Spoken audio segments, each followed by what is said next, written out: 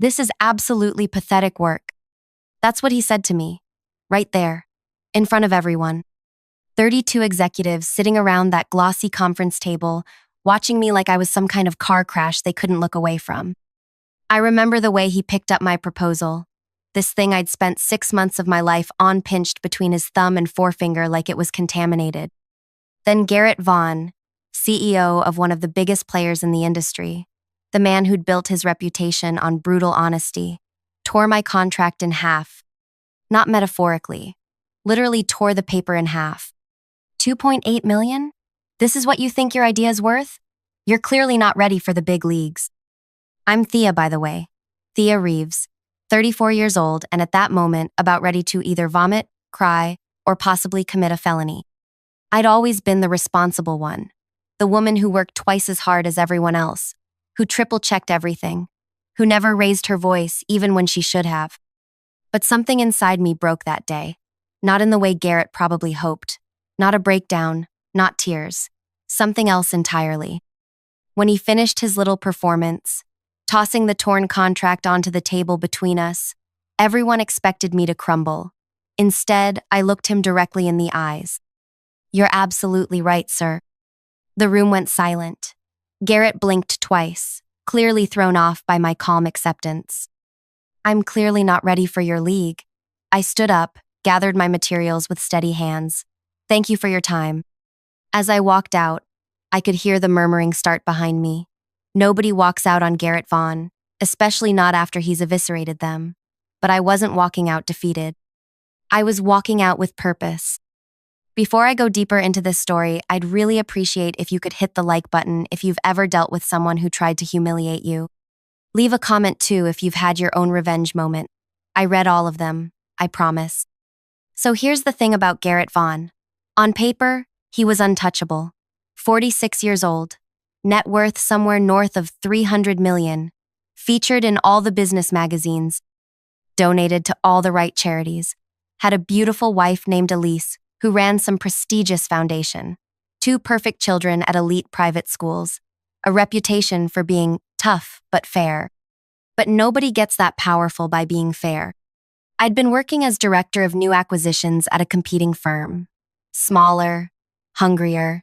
We'd identified a revolutionary technology developed by this brilliant engineer named Mira Costa.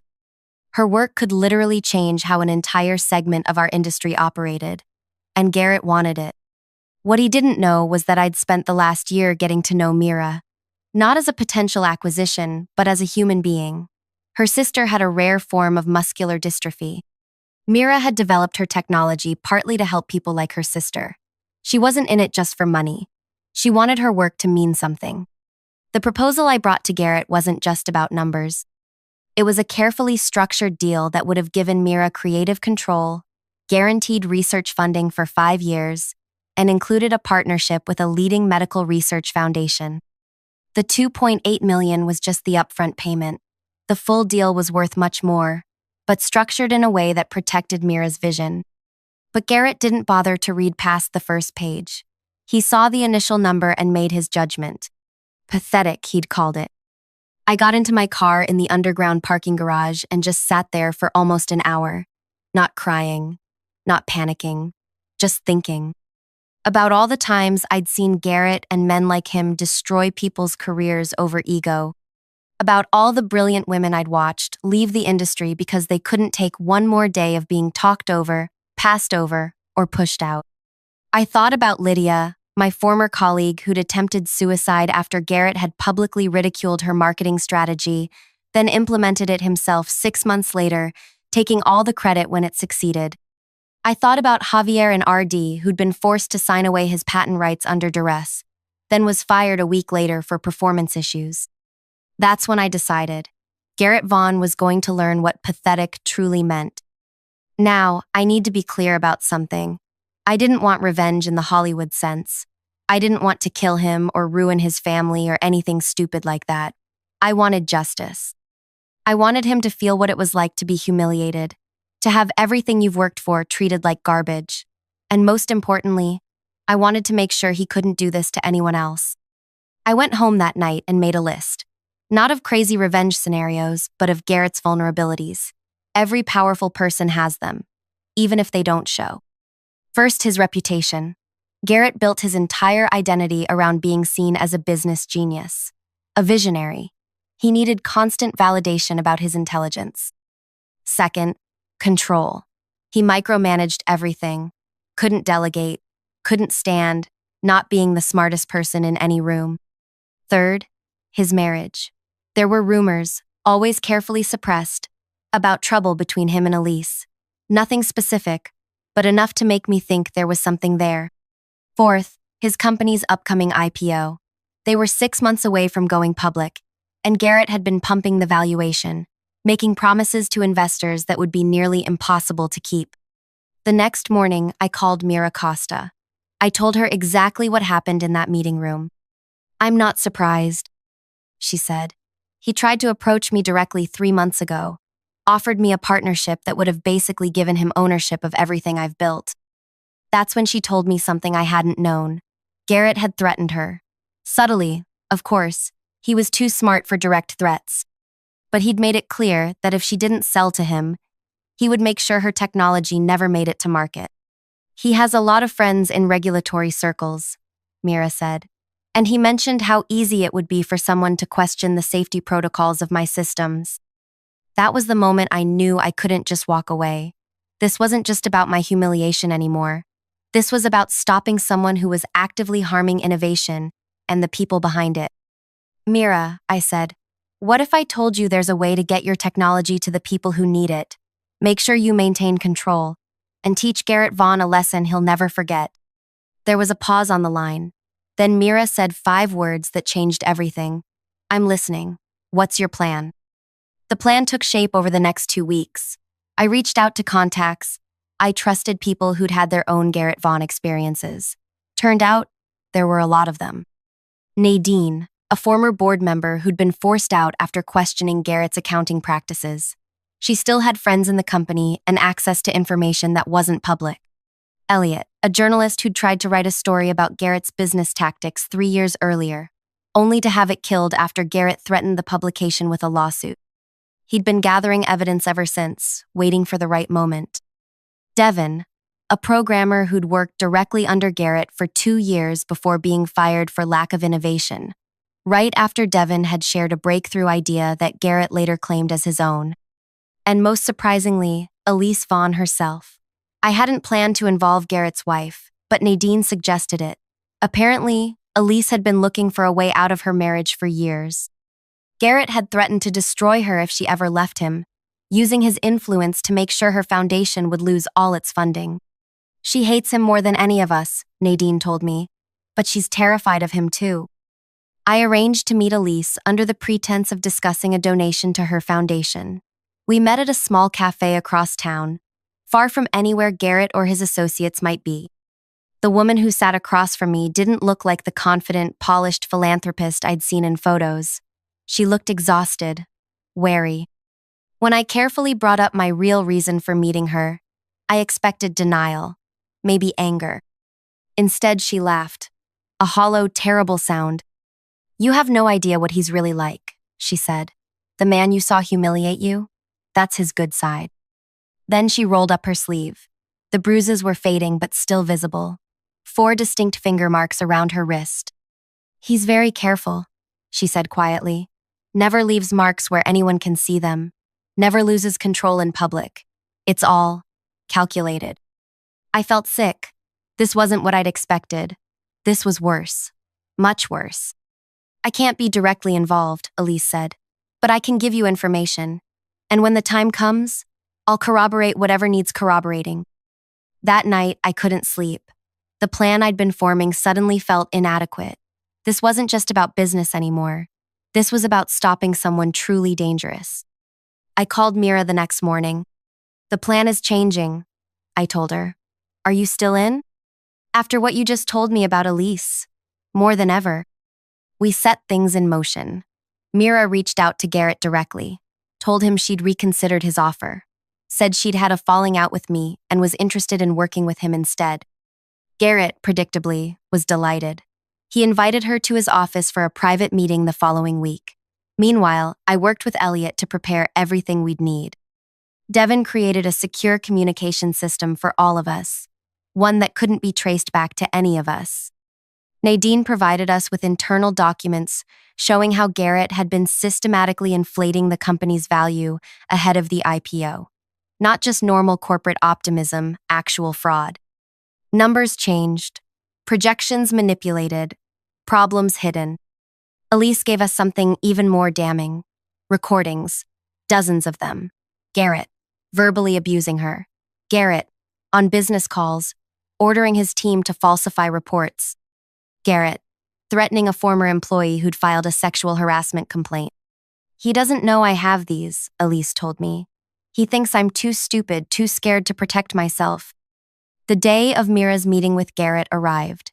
She was wired, not with an actual wire that would have been too risky, but with Devin's creation, a recording device disguised as a stylish pen. State of the art, completely undetectable. I sat in a cafe across the street, my heart pounding so hard I thought it might break through my ribs. If Garrett discovered what we were doing, I didn't even want to think about it. 3 hours later, Mira walked into the cafe. Her face was pale, but there was a fire in her eyes I'd never seen before. I got it, she said, sliding the pen across the table. All of it. That night, the 5 of us, me, Mira, Elliot, Nadine, and Devin gathered in a hotel room to listen to the recording. What we heard made my blood run cold. Garrett had spent the first hour charming Mira, presenting himself as a visionary who understood the importance of her work. Then, once he thought he had her trust, he'd revealed his true intentions. He planned to patent her technology under his company's name. He would give her a position as chief researcher, but with no actual authority. And if she ever tried to fight him on it, he'd make sure she was discredited in the industry. Technology created by women always gets extra scrutiny, he'd said with a laugh. One hint that your safety protocols might be compromised, and no one will touch your work for years. That's just how the game is played, sweetheart. But the worst part came later. When Mira asked about my involvement, why he'd rejected the deal I'd presented. Thea Reeves? She's nobody. Another ambitious woman who doesn't understand how things work. I've dealt with dozens like her. They either learn their place or they disappear. Then he described, in chilling detail, how he'd systematically undermined my reputation within the industry over the past year.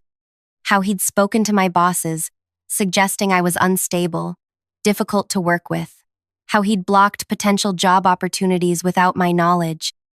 I sat there, stunned. I'd attributed my recent professional struggles to bad luck, to the economy, to normal industry challenges. Never had I imagined someone was actively working to destroy me. Why? Mira had asked him. Why go to all that trouble over someone you consider nobody? Garrett's answer chilled me to the bone. Because she reminds me of my wife. That same look in her eyes, like she thinks she's better than me. Women like that need to be taught their place. The room fell silent after the recording ended. I couldn't speak, couldn't process what I'd just heard. It was Elise who broke the silence. She'd arrived halfway through the playback, slipping into the room quietly. Now you understand, she said. This isn't about business for him. It never was. It's about power, control. In that moment, something shifted inside me. This wasn't just about getting justice for myself anymore, or even for Mira, or Elise, or any single person. This was about stopping someone who'd hurt countless people and would continue hurting more if nobody stopped him.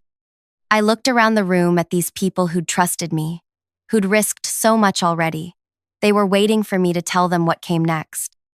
Tomorrow, I said, my voice steadier than I felt. We end this. We met at dawn. Nobody slept that night. How could we? Elise looked particularly haunted, like someone walking to their own execution. In a way, she'd be sacrificing the life she'd built, her safety net, her public image, everything. Are you sure? I asked her one last time. Once we do this. I've been a prisoner for 12 years, she said. I'm ready to break out. The plan was intricate but clean. We weren't going to use illegal means that would make us no better than Garrett. We would use the truth. All of it. strategically deployed for maximum impact. Step 1. Elliot published his long-researched article about Garrett's business practices, not in some small outlet, but in one of the most respected business publications in the country. The editor-in-chief was a woman who had her own history with Garrett. He'd tried to block her promotion years earlier. She'd been waiting for a bulletproof story. The article wasn't just accusations. It was documented evidence. Financial records Nadine had provided, testimonials from former employees, all verified.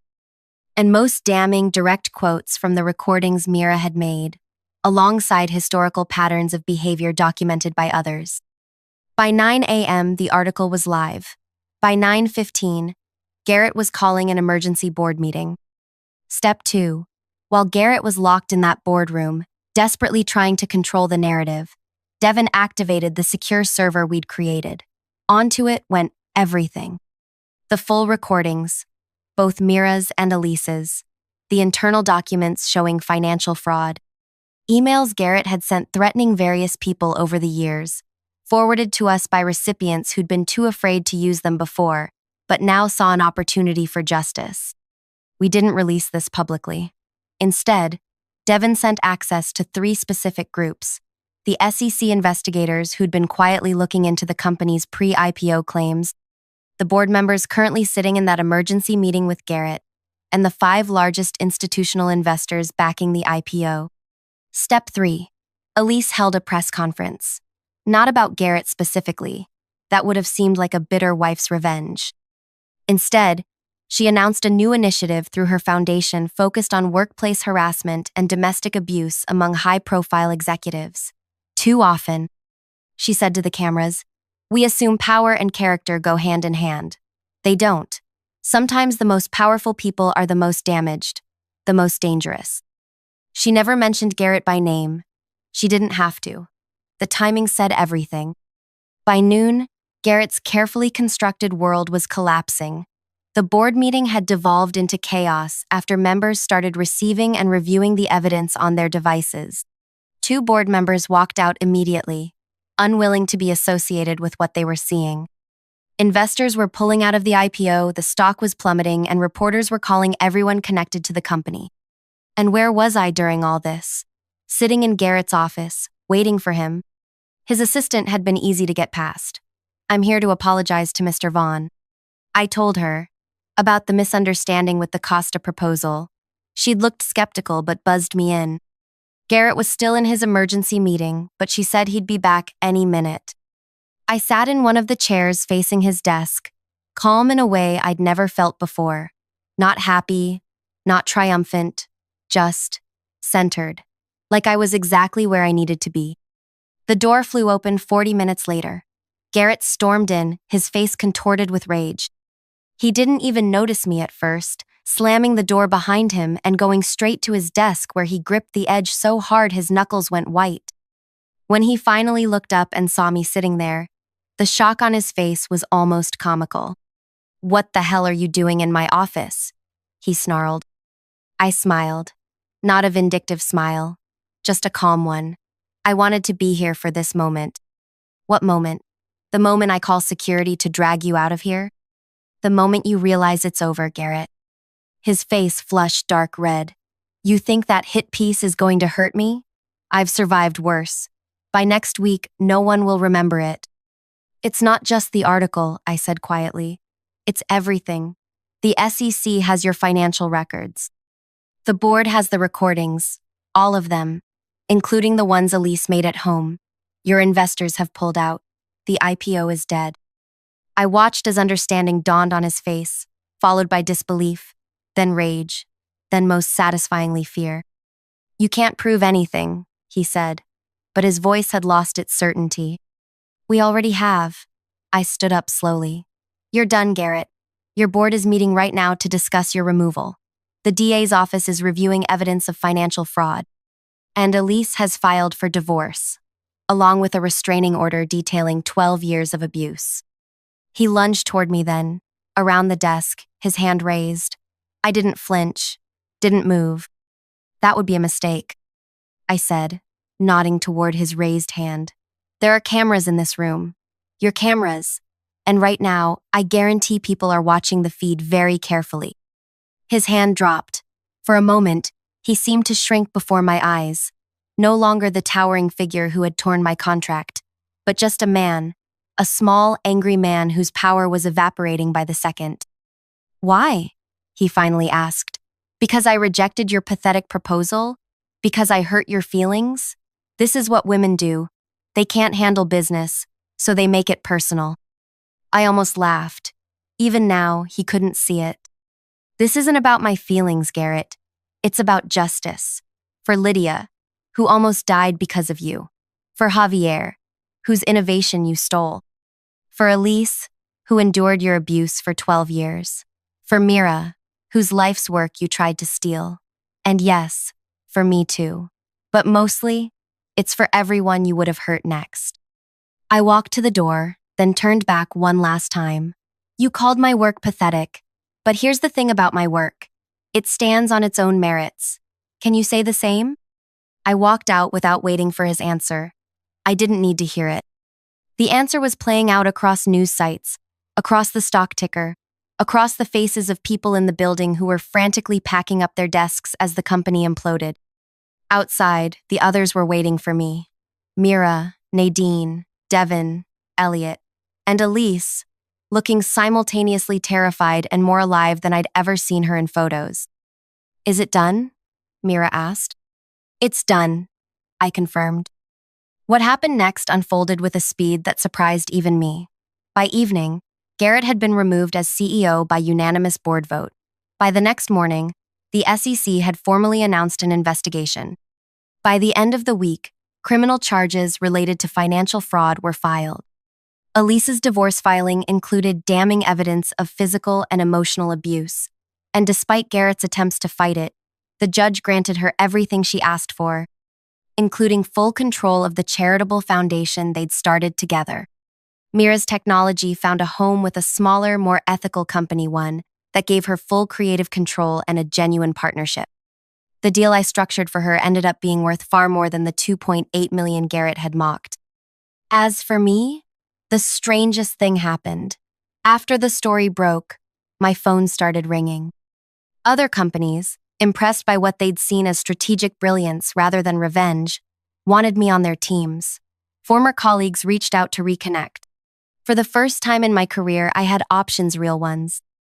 But I didn't take any of those corporate offers.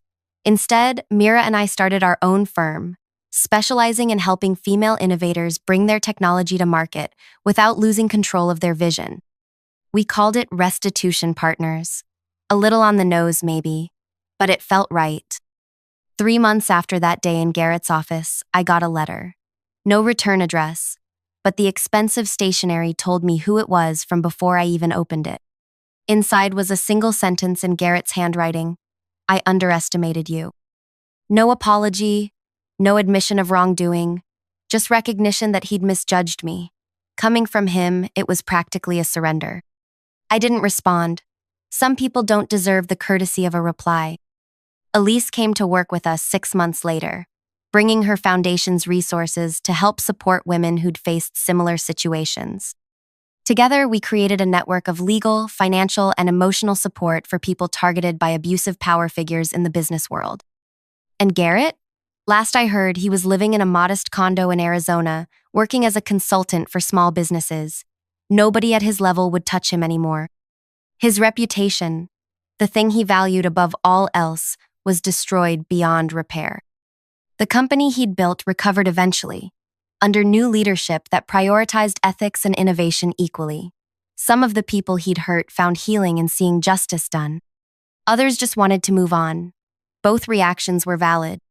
I still think about that day in the conference room sometimes. How close I came to breaking down, to giving him the reaction he wanted. How differently things might have turned out if I'd shown him my pain instead of my resolve. But mostly, I think about all the people like Garrett who are still out there, still hurting others, still untouched, and I wonder who will be brave enough to stand up to them. Maybe it's someone watching this right now, someone who's been hurt, humiliated, pushed aside, someone who's thinking, that could never be me. I could never do what Thea did. But you could. With the right support, the right evidence, the right timing, you absolutely could. If this story resonated with you at all, please hit the subscribe button. I don't just share these stories for views. I share them because I want to build a community of people who understand that power without accountability is just another form of violence. Your comments help me know I'm not alone in this fight, and every like helps this message reach someone who might need to hear it. And if you're out there facing your own Garrett Vaughn, remember this. Their power depends on your silence. Their control depends on your fear. The moment you decide enough, really decide it, deep in your soul, that's when everything can change. It won't be easy, it won't be quick, but trust me when I say, justice, real justice, is worth every step of the journey. The best anniversary gift you could give this company is your resignation, effective immediately. The words hit me like a thunderclap on a clear day. Prisha Khatri, my boss of 5 years, slid the blank resignation form across the glossy conference table with manicured fingernails, her smile never wavering. My heart hammered against my ribs as 20 pairs of eyes, my colleagues, stared at their laps, their coffee cups, anywhere but at me. 5 years at Westridge Analytics. 5 years of early mornings and midnight oil. 5 years of canceled plans and postponed dreams. And this was my reward? A public execution disguised as an anniversary celebration? The room spun as I stared at the paper. The silver Happy Work Anniversary banner hanging above the conference room door now seemed like a cruel joke. The untouched cake with my name misspelled in blue frosting sat in the center of the table, 5 unlit candles mocking my tenure. I don't understand. I managed, my voice smaller than I wanted it to be. Prisha's smile widened, showing perfectly aligned teeth. Your performance hasn't met our expectations for quite some time, Adrian. We've been patient, but patience has limits. Lies, pure lies.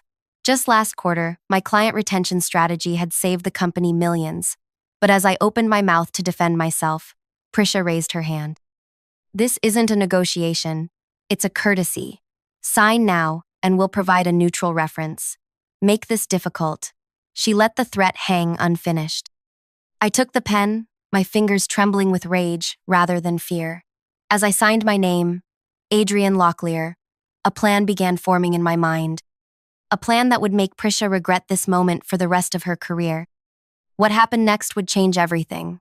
But sometimes, revenge is a dish best prepared in plain sight. Before I tell you how I dismantled my boss's career brick by methodical brick, I want to ask you something. Have you ever been betrayed by someone you trusted? Someone who smiled while sliding a knife between your ribs? If you have, you'll understand what drove me. And if you haven't, consider yourself lucky. But stick around anyway. You might learn something useful for when your turn comes. And if you're enjoying this story so far, make sure to like and subscribe so you don't miss what happens next. Trust me, the satisfaction of what's coming is worth the wait. My name is Adrian Locklear, and until that humiliating afternoon, I was the senior data analyst at Westridge Analytics. I'm 32, unmarried, with a degree in business intelligence that I earned while working 2 jobs. I'm the woman who arrives first and leaves last. The one who remembers everyone's birthdays and brings homemade cookies to morning meetings. The reliable one, the steady one, the one who never says no to an extra assignment. Maybe that was the problem. My story with Westridge began 5 years earlier when I was hired as a junior analyst. From day one, I treated the company like it was my own. When our servers crashed during a major client presentation, I stayed up 48 hours straight to recover the data. When budgets were cut, I found ways to do more with less. I believed in the work we were doing, transforming raw data into actionable insights that helped businesses thrive. For the first 3 years, Prisha was my mentor. She took credit for my ideas, sure, but I didn't mind. That's how the game worked, I thought. Pay your dues, prove your worth.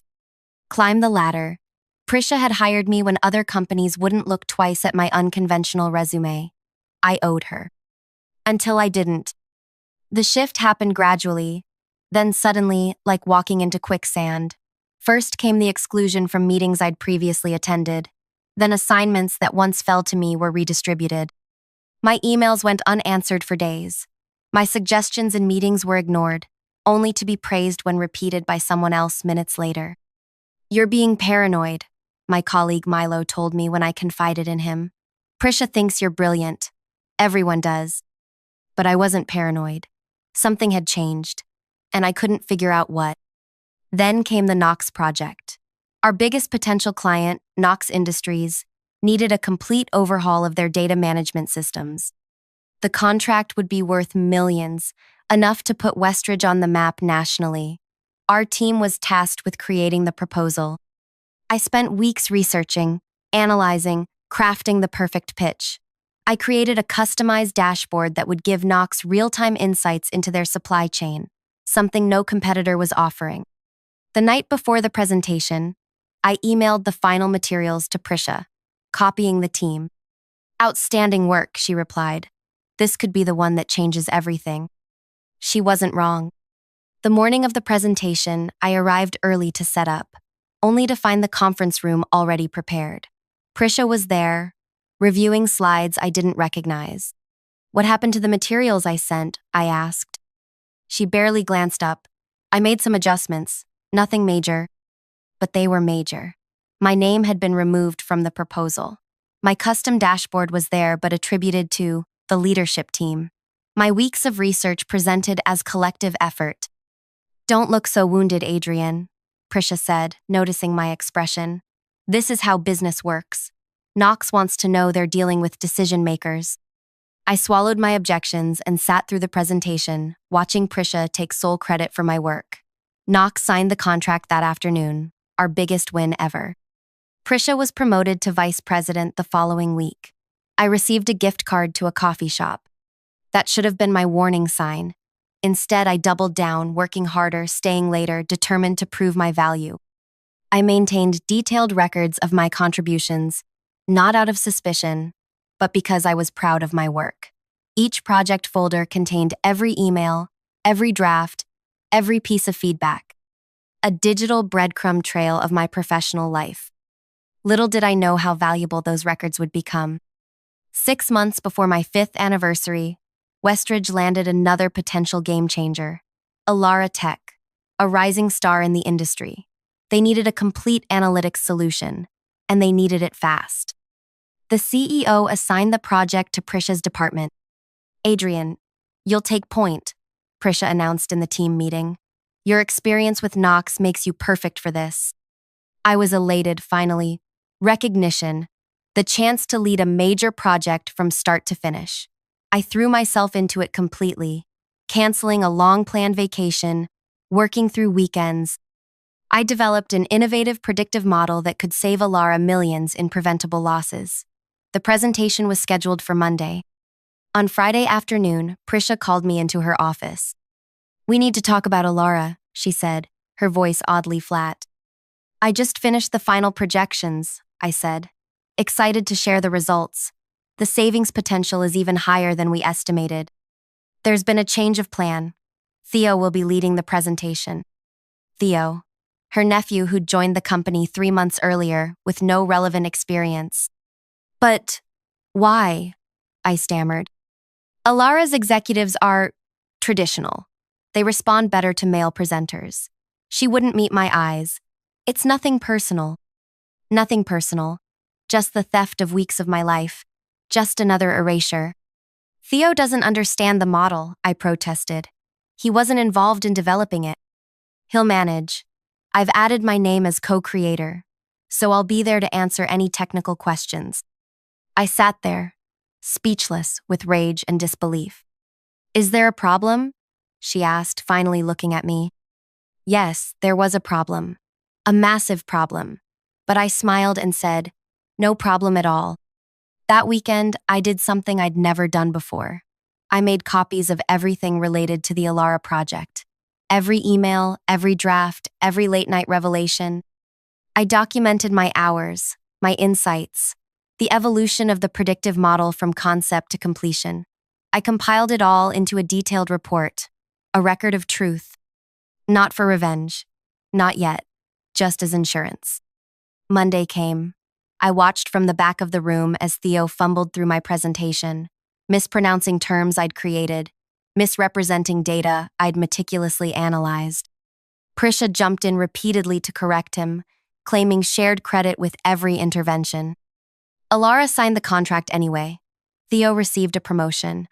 I received nothing. 1 month later, I was called into a performance review meeting. Unscheduled, unexpected. "Your work has been slipping, Adrian," Prisha said, sliding a document across the table. "This is a formal warning." I stared at the paper in disbelief. The complaints were vague: lack of initiative, communication issues, failure to meet expectations. Nothing specific. Nothing actionable. "If you want to discuss specific examples," I began. "This isn't a discussion," she interrupted. "Sign the warning." I signed. What choice did I have? After that, the targets on my back multiplied. Impossible deadlines. Contradictory instructions.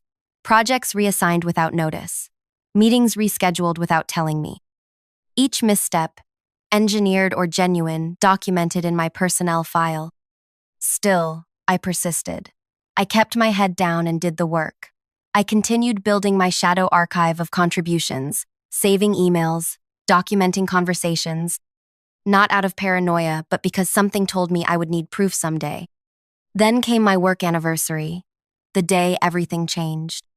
After signing the resignation form in that conference room, full of silent colleagues, I walked out with my head high. No tears, no pleas. Just quiet dignity as I collected my personal items under Prisha's watchful eye. "Security will escort you out," she said, as if I might steal something after 5 years of loyalty. As the guard walked me to the exit, my phone buzzed with a text from Milo. "This isn't right. What can I do?" What could anyone do? Westridge was Prisha's kingdom now. She had the CEO's ear, the board's confidence, and a talent for rewriting history with herself as the hero.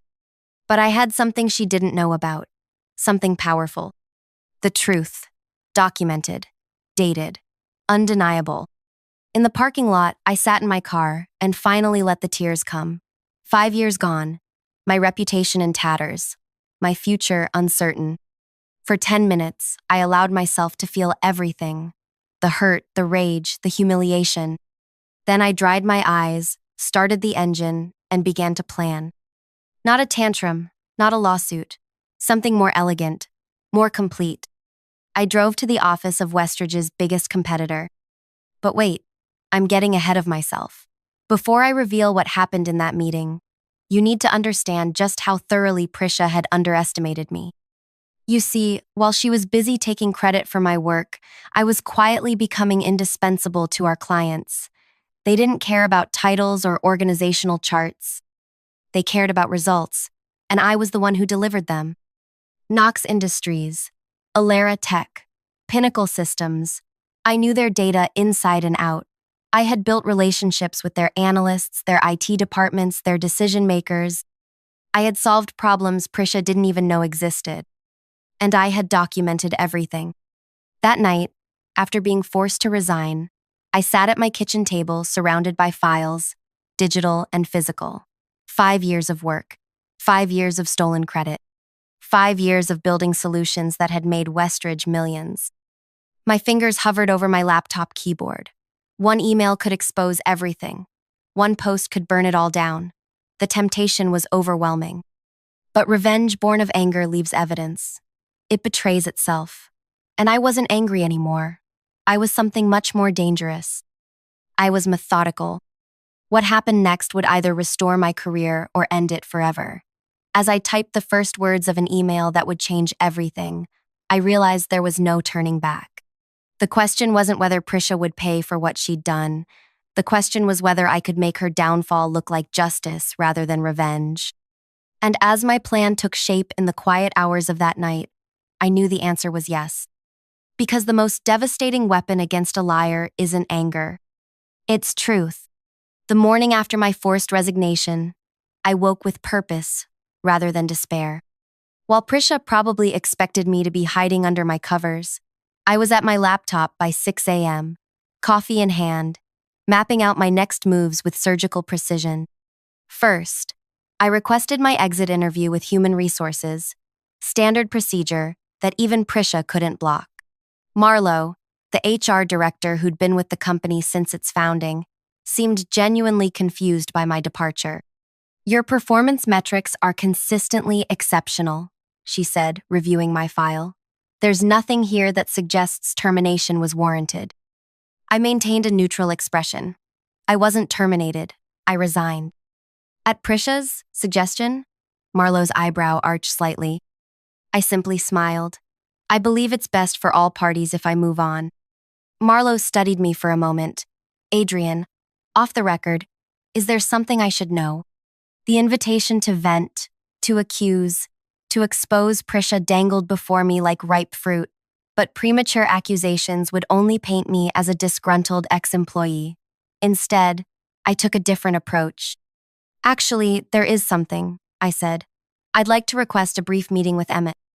Emmett Devereaux, Westridge's founder and CEO, a man I'd seen exactly twice in 5 years, both times from across a crowded room. Marlo blinked in surprise. "The CEO? That's unusual for an exit interview." "I've dedicated 5 years to his company," I replied calmly. "I'd simply like to thank him personally before I go." "I'll see what I can do," Marlo said, making a note, "though I can't promise anything."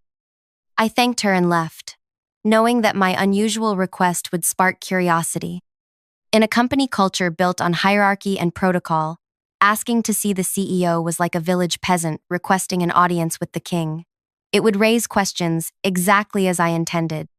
Back home, I began the real work. I spent hours organizing my documentation into a comprehensive transition report. Not a revenge dossier that would be too obvious, but a detailed accounting of every project I'd touched in 5 years. Each entry included the project scope, key milestones, challenges overcome, and results achieved. I included all communications, giving proper credit to everyone involved, including Prisha when appropriate. Most importantly, I created a section called Knowledge Transfer Priorities that highlighted the clients and projects most likely to suffer from my departure.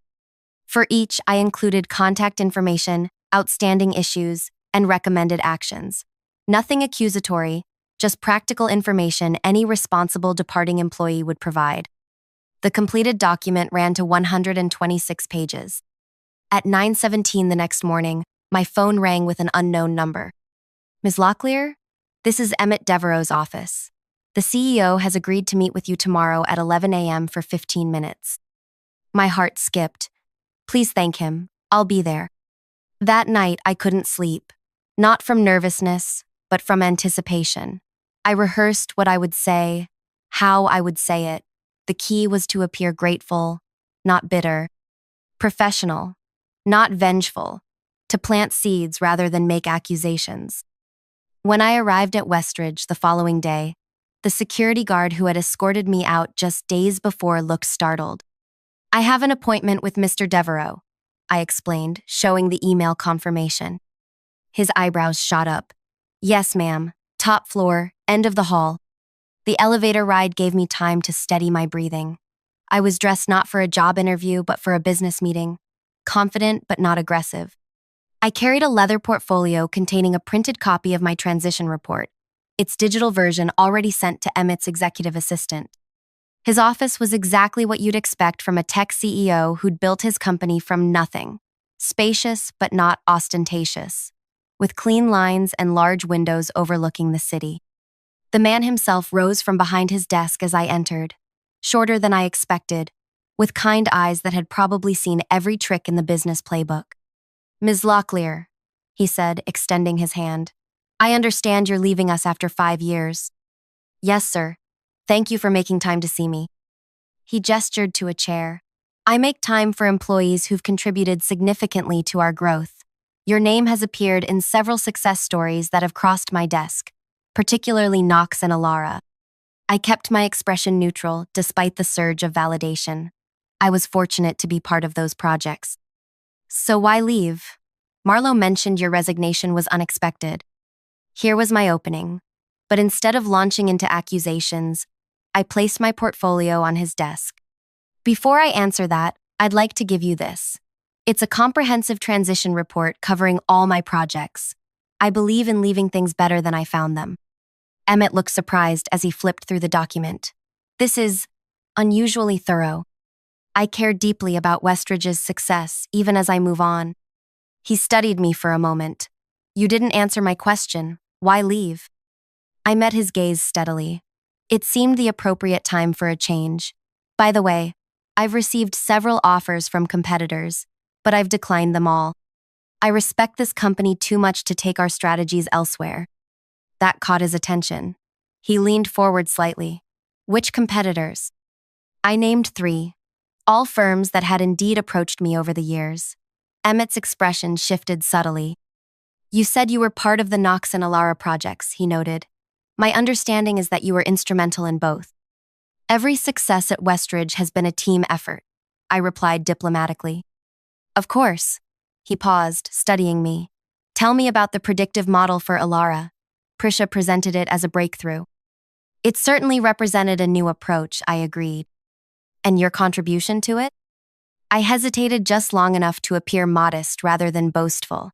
I developed the initial concept and built the working prototype. Emmett's eyebrows rose slightly. Prisha presented it as her innovation. I smiled carefully. Perhaps I misunderstood the question. I meant my contribution to the concept. His expression changed subtly.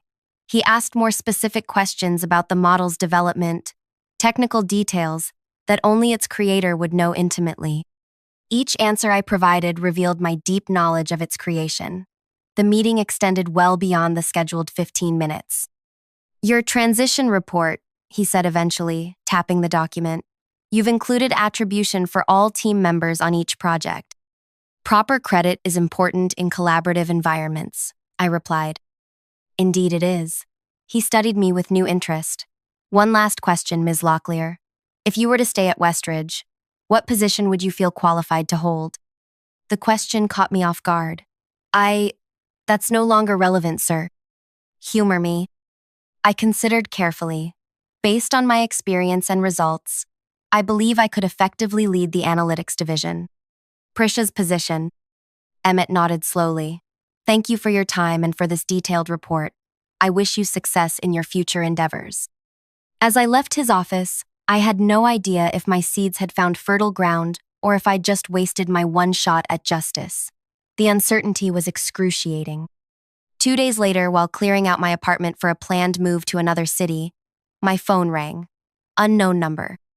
Ms. Locklear, this is Emmett Devereaux. Are you available to come to the office tomorrow morning? My heart stuttered. Yes, of course. 9 o'clock, my office. He hung up without explanation. That night was longer than the one before my resignation.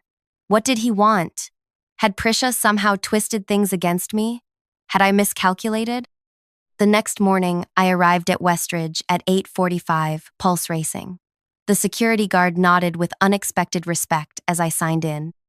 They're expecting you upstairs, he said. They? When I reached Emmett's office, his assistant immediately ushered me in. Inside, Emmett stood beside a woman I recognized as Gwen Torres, Westridge's chief financial officer. My mouth went dry. Thank you for coming, Adrian, Emmett said, using my first name for the first time. Please, sit down. I took the offered chair, keeping my expression carefully neutral. We've been reviewing your transition report, he continued. The CFO noticed some discrepancies between project attributions and financial allocations. Gwen nodded. The Knox implementation budget shows resources allocated to a team of 8 led by Prisha. Your report indicates the core development was completed by you and 2 junior analysts. Those were the facts as I understood them, I said carefully. Emmett slid a document across the desk, a revised organizational chart. My eyes widened as I scanned it. Prisha's name was missing entirely. My name appeared in a new position, Director of Analytics. Your boss has been terminated, Emmett stated plainly. We found she's been claiming credit for others' work while misallocating resources. The board was particularly disturbed by how the Alara predictive model was handled. He extended his hand. We'd like to offer you a proper anniversary gift, the position you've actually earned. I stared at the chart, then at him, struggling to process what was happening. You seem surprised, Gwen observed. I admitted. I didn't expect this outcome. What did you expect? Emmett asked. The truth tumbled out before I could stop it. I just wanted the record set straight. I didn't come here to take Prisha's job. You didn't have to, Gwen replied. Your documentation spoke for itself. Once we started digging, the pattern became clear. Prisha has been systematically taking credit for her team's work while hiding resource misallocations. The question now, Emmett continued, is whether you want the position. You're qualified, you've earned it. But if you've made other plans, in the days since my resignation, I'd been so focused on setting the record straight that I hadn't truly considered what would come after. The job offers I'd mentioned were real, but I hadn't accepted any. I would need to think about it, I said honestly.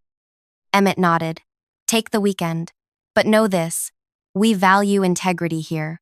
What Prisha did violated our core principles.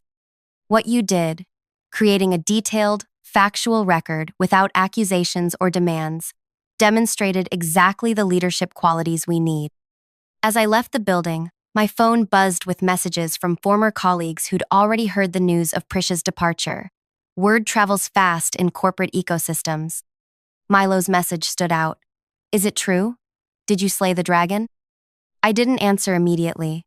This didn't feel like slaying a dragon. It felt like restoring balance. That weekend, I did something I hadn't done in years. Absolutely nothing work-related. I hiked in the nearby state park. I read a novel from cover to cover. I slept for 10 uninterrupted hours. And I thought about what I really wanted. By Monday morning, I had my answer. I arrived at Westridge at 8:30 a.m., earlier than necessary for my 9 a.m. meeting with Emmett. I wanted to walk through the office, to feel whether this could still be home after everything that had happened. The analytics department fell silent as I entered. 20 faces turned toward me, some hopeful, some anxious, all curious. These were my colleagues, people I'd worked alongside for years. People who had watched in silence as Prisha humiliated me. But had I given them a choice? Had I ever spoken up before it was too late? Milo approached first, his expression a mix of admiration and guilt. You're back. Not officially, I replied. I'm still deciding. For what it's worth, he said quietly. We're all hoping you stay. Things were wrong here. We knew it, but we didn't know what to do. Others gathered around, offering similar sentiments. Theo, Prisha's nephew, hung back, looking uncomfortable. I have a meeting with Emmett, I said finally. I should go. In the elevator, I made my decision. Emmett was waiting, a contract ready on his desk. Have you decided? Yes, I said, sitting across from him. I'll accept the position, but I have 3 conditions. He looked surprised, but gestured for me to continue. First, I want a complete departmental review with no repercussions for honest feedback. If there are other issues like what happened with Prisha, I want to address them properly. Emmett nodded. Reasonable? Second, I want to implement a new project attribution system. Every team member's contribution should be documented and recognized, from interns to directors. That could actually improve our project tracking. And third, I took a deep breath. Theo stays. Emmett's eyebrows shot up. Prisha's nephew? The one who presented your work as his own? He did what his aunt told him to do. He needs guidance, not punishment. I want the chance to lead differently than Prisha did. Emmett studied me for a long moment before breaking into a smile. You continue to surprise me, Adrian. Those conditions are acceptable. He slid the contract toward me. As I signed, he added, the board is particularly interested in your predictive model for Alara. They believe it could be adapted for other clients. It can be, I confirmed, but it will require a team effort. No single person could implement it across multiple platforms. No false credit this time, Emmett promised. This time, everyone will know exactly who created it. When I returned to the analytics department, my department now, I called everyone together. Faces that had avoided my gaze during my humiliation now looked to me for leadership. The irony wasn't lost on me. I'm sure you've all heard about the changes, I began. I want to be clear about how things will work going forward. I outlined my vision for the department. Collaborative, transparent, accountable. No stolen credit, no impossible demands, no fear. We have brilliant minds in this room, I concluded. Together, we're going to do incredible work, and everyone will get the recognition they deserve. As the team dispersed, Theo approached hesitantly. I heard you asked for me to stay. Why? After what happened with the Alara presentation. I looked at this young man, barely out of college, who'd been molded by his aunt's toxic example. Because everyone deserves a second chance to prove who they really are, I replied, including me. That afternoon, as I settled into my new office, Prisha's former space, Marlo from HR appeared at my door. Congratulations on the promotion, she said, though I suspect this isn't how you imagined getting it. Not exactly, I admitted. She hesitated, then added, you should know, Prisha's been telling people you orchestrated her downfall, that you manipulated Emmett with false documentation. I nodded slowly. I expected as much. It won't stick, Marlo assured me. The financial records don't lie. Neither do the project timestamps and email chains. The truth has a way of persisting. As she turned to leave, she paused. By the way, Prisha tried to access the building this morning. Security turned her away. Apparently, she wanted to clear her name with the team. I smiled slightly. I would have let her in. Marlo looked puzzled. Really? Why? Because the most devastating weapon against a liar isn't silencing them, I said.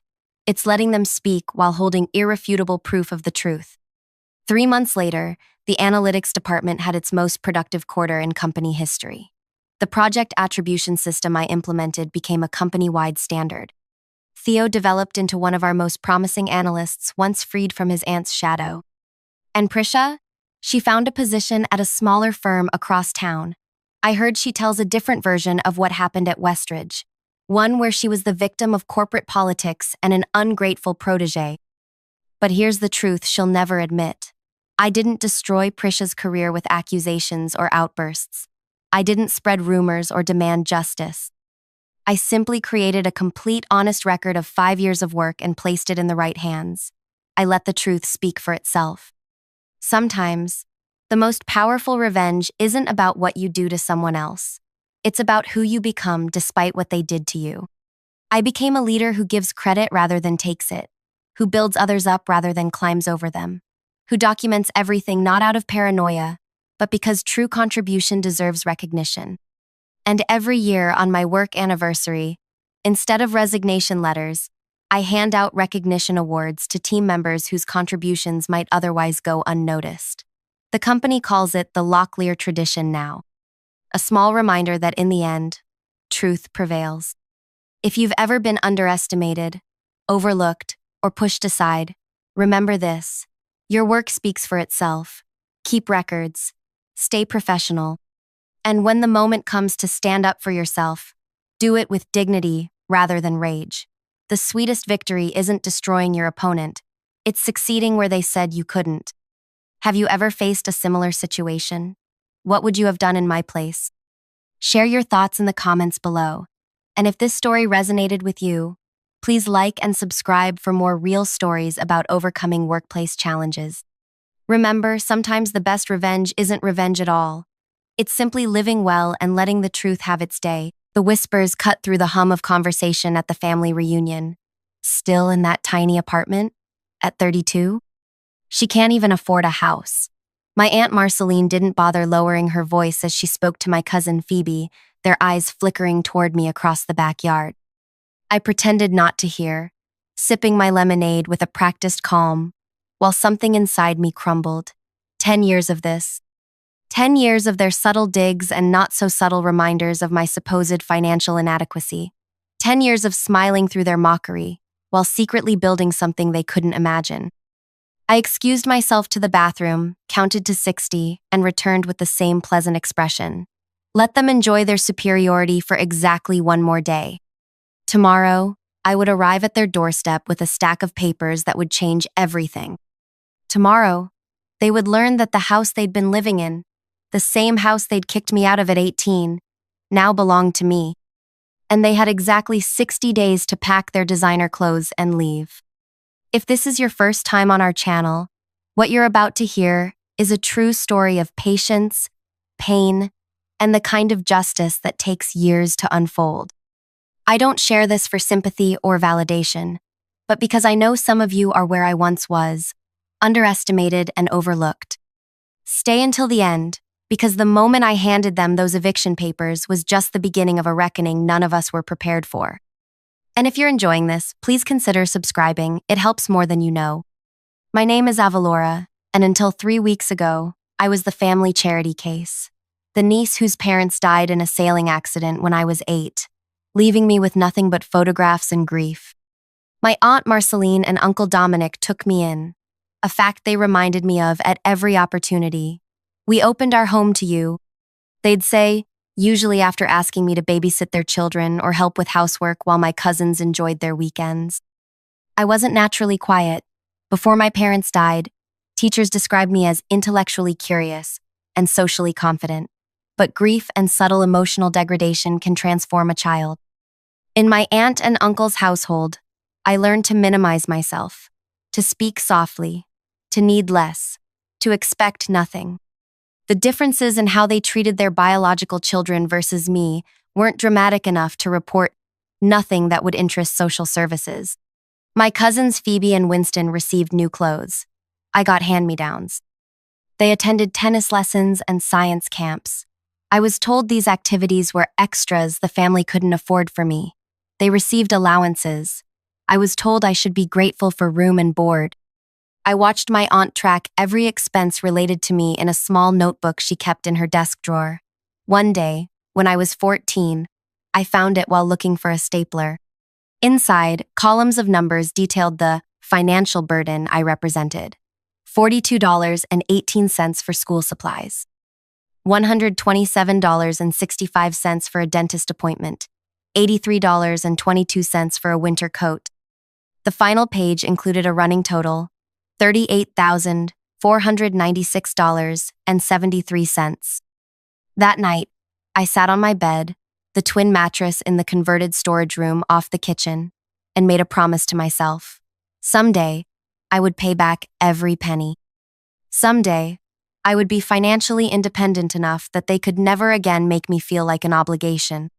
When I turned 18, my aunt and uncle suggested I find more affordable living arrangements. It wasn't a surprise. They'd been hinting at it for months. "You're an adult now," Uncle Dominic said, hands folded on the dining table. "It's time you experienced real independence." Translation: Get out. I found a studio apartment with water damage and unreliable heating. I worked 3 jobs, morning shifts at a coffee shop, evening shifts at a bookstore, and weekend hours at a tech repair shop. The repair shop became my education. The owner, Renata, noticed my interest in the business side of things and began teaching me basic coding and database management during slow periods. While my cousins attended prestigious universities, their graduation photos prominently displayed in my aunt and uncle's living room, I took night classes at community college, computer science, business management, accounting. I learned to function on 5 hours of sleep and discount store coffee. Every family gathering became an exercise in endurance. Still at that entry-level position? Uncle Dominic would ask, not waiting for my answer before launching into Winston's latest promotion or Phoebe's new condo purchase. I'd nod and smile, congratulating my cousins while they barely acknowledged my existence. What they didn't know, what none of them bothered to ask about, was that during those years, I was building something. It started small, a software program that helped small businesses manage inventory more efficiently than expensive enterprise solutions. I coded in my apartment after work, using a secondhand laptop with a cracked screen. Renata became my first client, then referred me to other local business owners. By 26, I had 5 employees working remotely and a client list that stretched across 3 states. By 29, I had patented 3 software innovations and expanded into cybersecurity solutions for mid-sized companies. By 31, I had quietly amassed more wealth than my aunt and uncle had seen in their lives. But I kept renting that small apartment. I drove a reliable but unimpressive car. I wore simple, quality clothes without designer labels. Not from financial necessity, but from a desire to remain underestimated. There's a certain power in being overlooked, People reveal themselves when they think you pose no threat to their status. And reveal themselves they did. At every holiday dinner, every birthday celebration, every family reunion, I collected their dismissive comments and condescending advice like diamonds. Each one hardened my resolve. 6 months ago, something interesting landed in my inbox. One of my clients, a real estate investment firm, was selling off certain properties in their portfolio. Among them was a familiar address, the house where I'd spent my teenage years, my aunt and uncle's house. I could have ignored this information. I could have wished them well and moved on with my life. But 2 decades of small cruelties don't fade easily. I made some discreet inquiries. The investment firm had purchased their mortgage from the original lender years ago. My aunt and uncle had refinanced multiple times, taking out equity to fund renovations and Phoebe's wedding and Winston's graduate school. They had missed payments, negotiated extensions, and were perilously close to foreclosure, all while maintaining the appearance of financial stability. The gap between their reality and their facade fascinated me. They'd spent years making me feel inadequate while standing on financial quicksand themselves. I formed an LLC, secured financing based on my now considerable assets, and purchased their mortgage at a surprisingly reasonable price. The investment firm was eager to unload properties in that aging neighborhood. The paperwork was completed quietly, without my name ever appearing in the documents. For 3 weeks, I waited. I watched them host another extravagant garden party they couldn't afford. I observed from social media as they took another luxury vacation while behind on their mortgage payments. I listened to them plan the family reunion where they would, once again, remind everyone of my financial failings. The day after the reunion, I arrived at their door with my real estate attorney and a stack of papers. My uncle answered, surprise flickering across his face at my unexpected visit. Avalora? What are you doing here? I need to speak with everyone, please. He hesitated, then ushered me into the living room where my aunt and cousins were finishing Sunday brunch. The remnants of eggs, Benedict, and mimosas cluttered the table I'd wiped clean so many times as a teenager. What's this about? My aunt asked, not bothering to stand. I placed the stack of papers on the table between us. This is an eviction notice. You have 60 days to vacate the premises. Confusion, then disbelief, then outrage flashed across their faces in rapid succession. What nonsense is this? Uncle Dominic snatched up the papers. 3 weeks ago, I purchased your mortgage from Crescent Investment Group. You're 4 months behind on payments, which constitutes default under the terms of your agreement. I'm exercising my right to terminate your occupancy. The silence was absolute. Winston dropped his fork. Phoebe's mouth opened and closed without sound. My aunt's fingers gripped her napkin until her knuckles whitened. This is our house, my uncle finally stammered. Actually, it's mine now. Has been for 3 weeks. You can't do this, my aunt whispered, her voice suddenly small. We're family.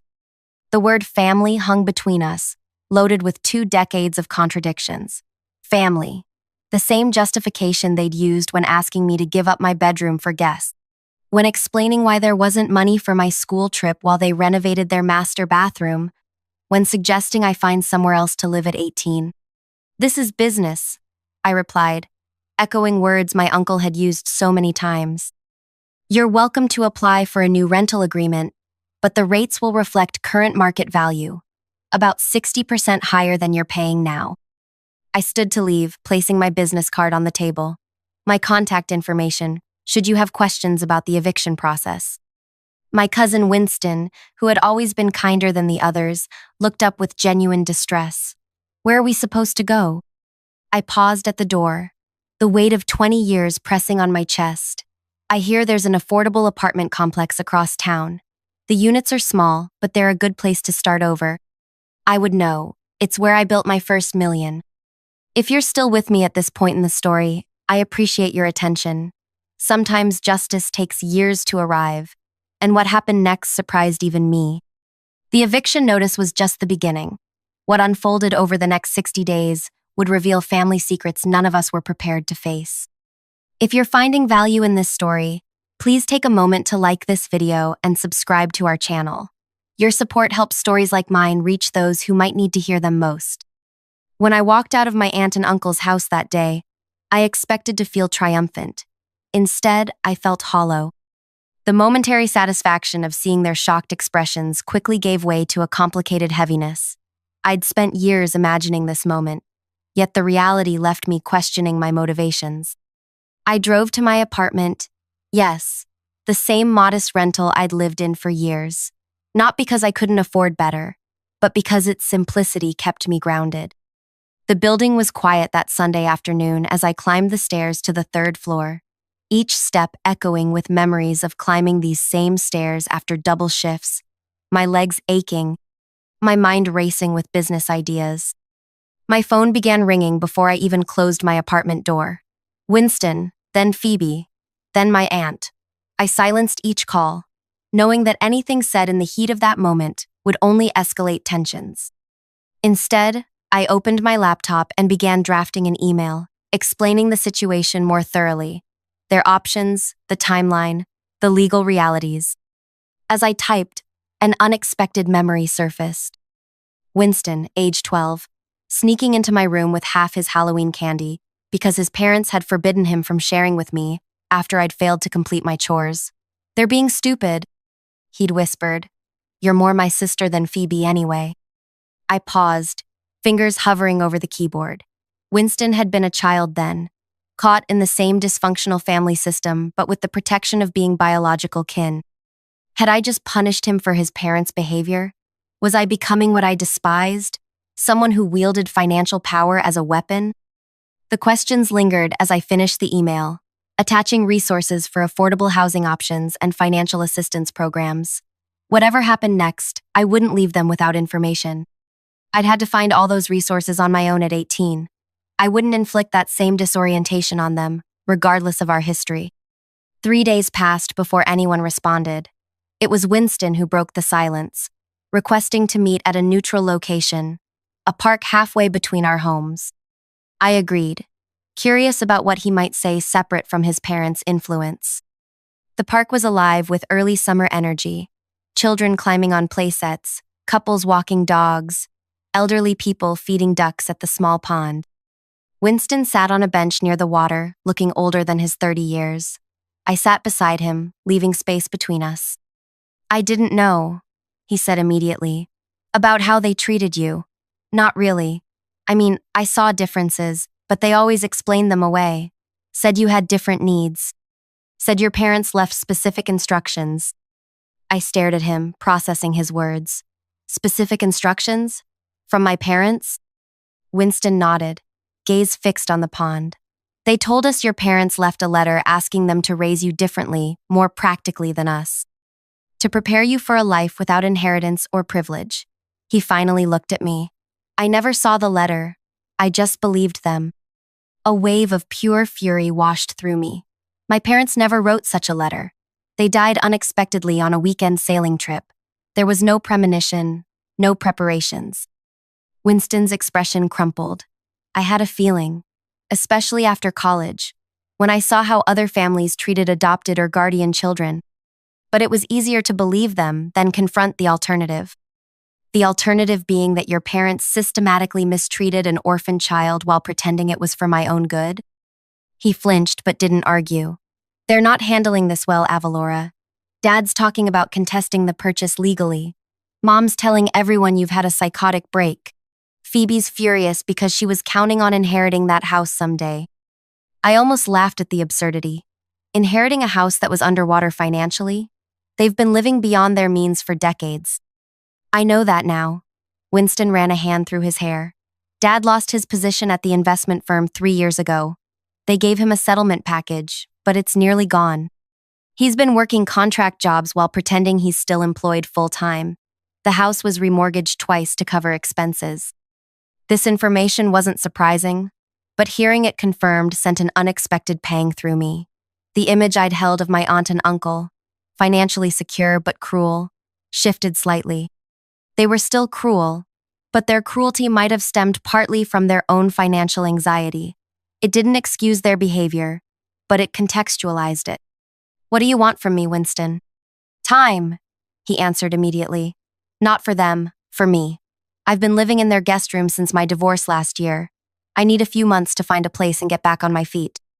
I studied him, looking for manipulation, but finding only honest vulnerability. I'll consider it, but I need something from you first. Name it. That notebook my aunt kept, the one where she tracked every expense related to me. I want it. Winston's brow furrowed. Her accounting book? She still has it, keeps it in her desk drawer like some kind of twisted heirloom. Get it for me. Then we'll talk about extending the timeline. He agreed, and we parted with an awkward handshake that neither of us knew how to navigate into something more familiar. As I walked back to my car, I felt the first stirrings of a revised plan. The eviction would proceed, but perhaps with more strategic precision than blanket punishment. The following week brought a barrage of communications. My uncle's attorney sent a letter challenging the purchase on technical grounds, all easily dismissed by my legal team. My aunt called mutual acquaintances, spreading stories about my mental instability and unhealthy obsession with their family. Phoebe posted a thinly veiled social media rant about fake family who stab you in the back when you least expect it. I weathered it all with a calmness that surprised even me. Their reactions, entitled Defensive Externalizing Blame, only confirmed I'd made the right decision. 10 days after our meeting, Winston texted me, "Got it, plus something else you should see." We met at a quiet cafe this time. He slid a canvas bag across the table. Inside was the familiar notebook, burgundy cover now faded, pages yellowed with age, and a sealed envelope that looked decades old. "What's this?" I asked, lifting the envelope. "I found it tucked inside the notebook. It's addressed to you, in handwriting I didn't recognize." My heart stuttered as I examined the envelope. Avalora was written across the front in my mother's distinctive script, elegant cursive with an unusual way of crossing the L that I'd tried to imitate as a child. "Where did you find this exactly?" My voice sounded distant to my own ears. "It was stuck between pages in the middle of the book. I only found it because I was flipping through to see what kind of records she kept." With trembling fingers, I carefully opened the sealed envelope. Inside was a single sheet of stationery I immediately recognized, the pale blue paper my mother had used for special correspondence. The letter was dated 2 weeks before their deaths.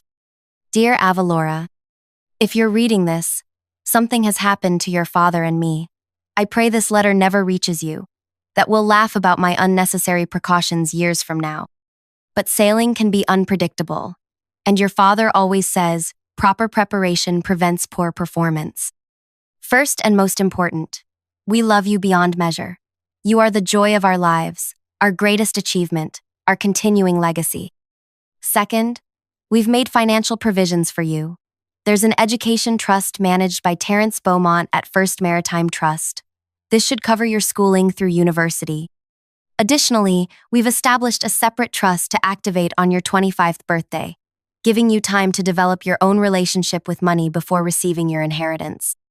If Marceline and Dominic are caring for you as we've requested, please know we've arranged compensation for them. They should receive quarterly payments to cover your expenses. These funds are separate from your trusts and are intended to ensure you're never a financial burden. Grow strong, stay curious, and remember that kindness matters more than achievement.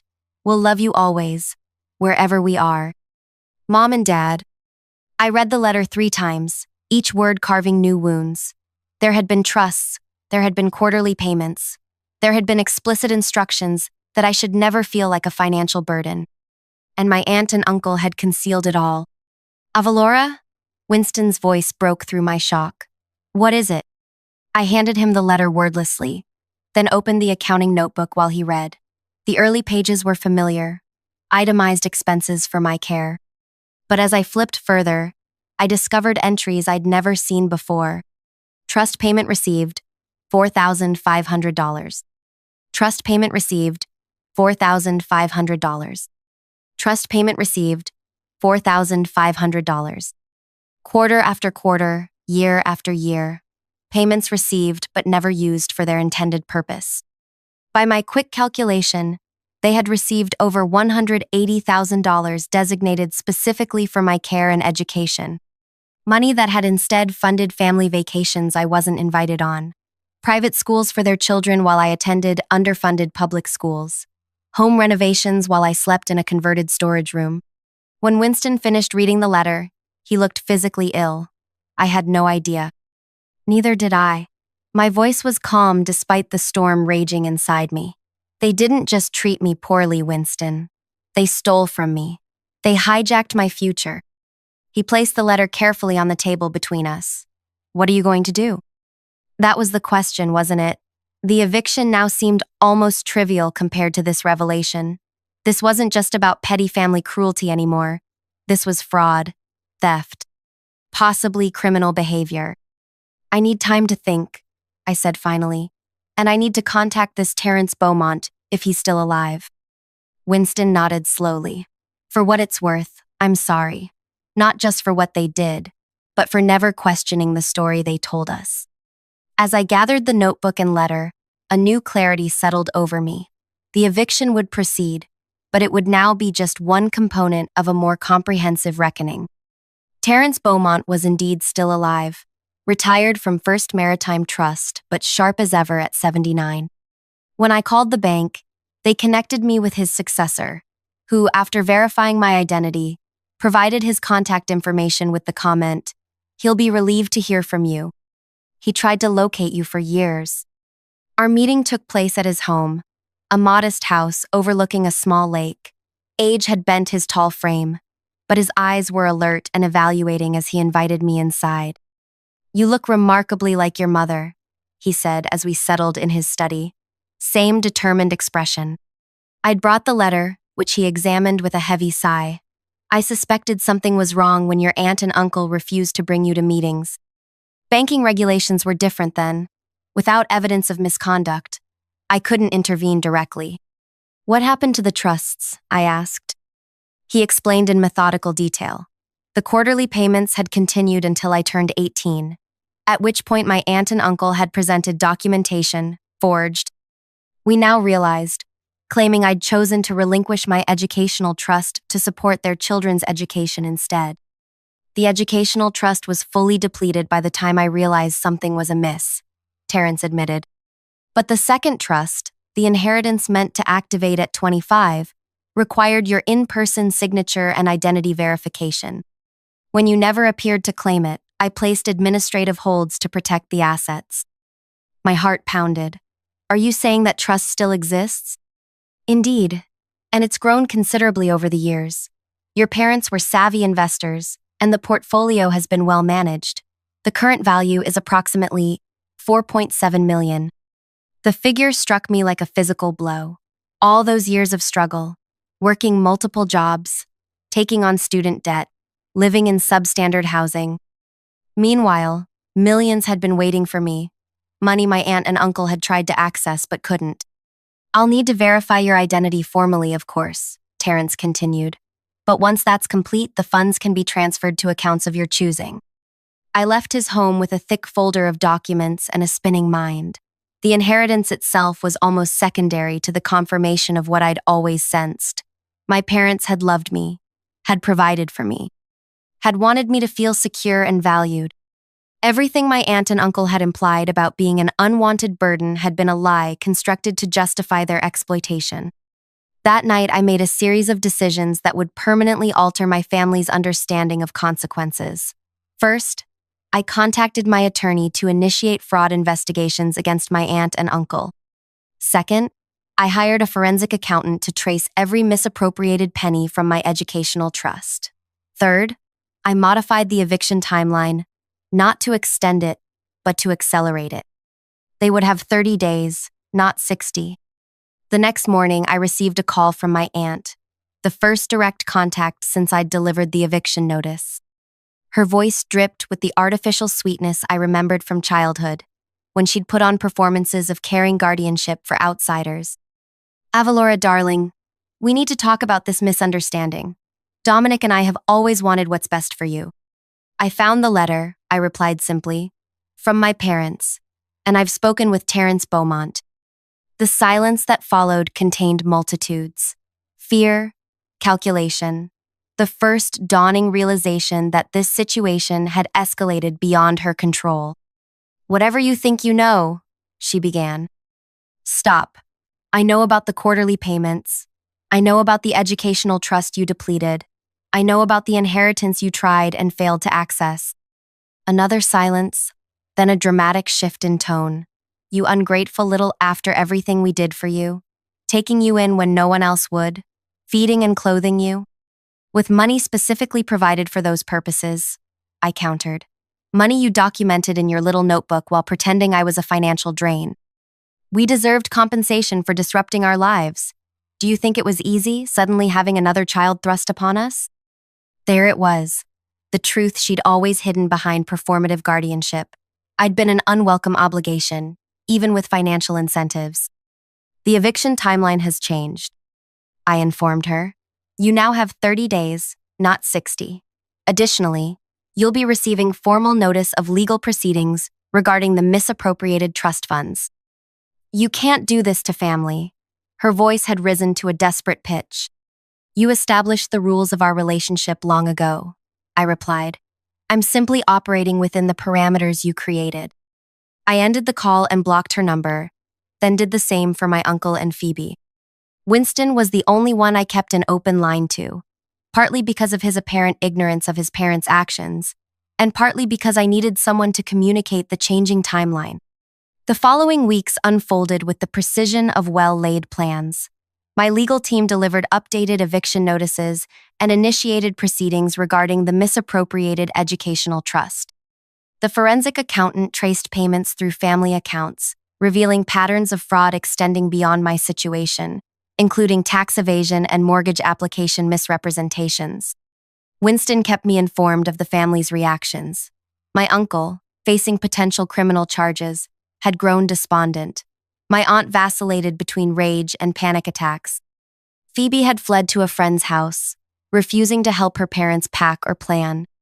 "They're not just losing the house," Winston told me during one of our now regular coffee meetings.